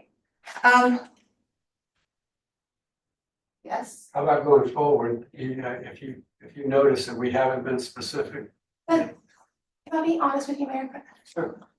Why do I have to do that? Like, I'll work. No, I'm just saying, we're gonna be specific, but if we happen and you notice that it's not, I guarantee you, Scott, from now on, it'll be specific. I just curious, like, why it takes a citizen. My husband was like, well, it's to keep citizens engaged. Well, we work, I want to be engaged. Sitting here, we're going on hour 2. I'm like sitting there, I'm like, dear God, how do y'all do it? Like, We go 6 hours sometimes. well, that's terrible. But okay. So, and then the other thing, I'll be completely honest with you, I don't know a lot about it, but I kind of like was putting pieces together sitting right here. And it was when the school board chairman got up here and spoke about the Well Branch community. And then something on the line, and I don't understand, I wasn't even listening fully about the money and then the school district and all of that, and then this development piece, which I am gonna go home and I am going to read up on it because I spent a lot of my years in that community. Serving those kids, for you to ask those kids to walk anywhere is wrong. Not only that, understanding why that school was built. Those children were riding the bus 4 or 5 hours, getting up at 5 a.m. just to get to school. I understand that that's a county issue, but maybe if you believe in like divine intervention, maybe that letter that you're going to send. I understand you're in a predicament and you need the county to do you a favor, but please do not do a favor on the backs of those children in Seabrook. Clarification. Yes. The Will Branch area is in our growth boundaries. It is not in the city. And so by statute, in the Northern Regional Implementation Committee plan, the agreements the county has with the regional areas, we have to sign off on anything that could be in our growth boundaries. We have no other investment in that area. So, and what Dr. Bauer was talking about regarding the cost was the per capita cost at each of those schools. We've been at 30, 40, 28% 1 year at Well, I mean, capacity. he was saying that school's per student cost is $27,000, where the other school, Beaufort Middle, is at $16,000. And we've been hearing that conversation for many years, many years. That One Branch cluster has cost our district a lot of money for many years. But I was also at Robert Smalls during the time when those children were getting on that bus and they were riding for many hours. Then the only conversation they're talking about students walking to the school is the Teal Bluff community, which is it's a community school. They built that community, but how many of those children that live in that community actually choose to attend? Well, let's say, I'm not debating that point with you, but that's just the clarification of what he was Yes, saying. and I was Which is listening. not our jurisdiction, obviously. And he did a great job of trying to sell it. I'm just saying to you guys, if you don't have to write the letter, don't write the letter. I don't even know why, I was like, why is this happening tonight? Because I was truly just coming in to ask you about the email, but I'm saying that from a place where I have spent many years working with those children, and I understand it's a county situation, but if the letter does not need to be written, I would not write it. Let county figure it out. What advantage would that provide if we didn't write the letter? All the letter For the does is kids. tell them we're not interested in Yeah, annexing it annexation. into the city. That's Yeah. what the letter's all Then about. why do they come here? Because that's protocol, because it's in our growth boundaries. Okay, so that's it. I didn't know That's a what it's lot all about about. it. I just was telling you guys that did not sound, it sounded to me like we needed a favor, we needed money. And it was kind of like we were scratching the back, and I just want to make sure we're not doing that on the backs of children in that community, because he is right, that is the biggest pocket of poverty in this county. There's no secret about that whatsoever. And he was speaking of building a grocery store and all that. We've been trying to get that out there. But it was a nice presentation, and I didn't mean to unload all of that on you, but I'm very passionate about that. And I just would like to say that if you didn't have to write the letter, don't write it, but it doesn't mean anything. It was part of protocol. It's just, that's a very disappointing situation that unfolded right there, but I'll make sure I let the right people know. You're referring to schools, not to the developer. I just needed clarification on what the disappointing situation you're referring to. It's a mix. The development part, absolutely, because I feel like there was no representation in here for that community. To speak in regards to the development. Stacy? Applegate? I'll make it brief, I promise. Stacy Applegate, 1301 Green Street. I just want to say thank you. It's been $150,000 for their church repair program. much needed. I think y'all saw that a lot of the applications came from the Northwest Quadrant or the Old Commons. And to kind of piggyback on what Eric Berman said when y'all asked him about, are there any improvements needed? And he said it's gotten a lot better, which I do think it has with HRB. But he also started talking about alternate materials. I won't talk about alternate materials, but one of the reasons that there's a lot of need for critical repairs is that a lot of these houses are wood. And it's a lot more expensive now to repair the wood and a lot more expensive to maintain it. And of course, we want to keep historic preservation and we want to keep our legacy homeowners. And so I really, really appreciate you including this in the budget again this year. Thank you. Who else? Rich? Thank you. Rich Conti, 75 Battery Creek Club Drive, board chair for the Beaufort Digital Corridor. Just wanted to thank council, mayor, city staff for the thoughtful work and consideration going into the funding priorities, particularly as it relates to strategic partners, and say we're eagerly looking forward to working with Scott, his team, as well as the council on getting memorandum of understanding in place. We really do want to quantify and make more visible the positive impact, that ROI that you talked about that we have on the city. So really looking forward to that process. Appreciate it. Thank you, guys. Anyone else? Rich? Howell Beach, 310 Bell Street, and the backup Councilman Scaletti and Scott. Just a brief history, about 35 years ago, we did a master plan, city plan for the city of Columbia called the Congaree Vista. Congaree Vista is from Assembly Street to the river, downtown Blossom Street to Elmwood Street. And the first phase of that master plan was to design Finley Park, which we also designed. It was back then, it was about a $10 million park. All that was funded by TIF money, and it went very well. Of course, the Congaree, the Vista, now known as the Vista, was rock bottom. It was nothing but empty warehouses, now it's hotels, restaurants, bars, and everything else. So the money that paid for that park, they paid it off in half the time that they had planned, and they had money left over to build a great library at the corner of Taylor and Assembly Street. But all that was TIF sponsored. The district was inside the Vista area. They put all the railroad tracks in, got rid of the railroad tracks, put one main line below grade. But I just want to tell you that the TIF funding would be something to look at. I don't know, you'd have to maybe create a new district. I don't know how. You have to get your partners to be in favor of it too, which is not a great atmosphere right now. Yeah. It was a little bit different in Columbia 20 years. It was. Even here, when we did the Battery Street Master Plan, but it's a little bit harder to sell now, but it is very viable. It is very as our municipal districts as well. So Thank you. Well, somebody brought your name up and said that you would probably be saying that the city should do an MCIP shortly, so maybe that's an option. Yeah, the municipal company, yeah. I don't know if that really. I think it was Mr. Geyer that did. Yeah.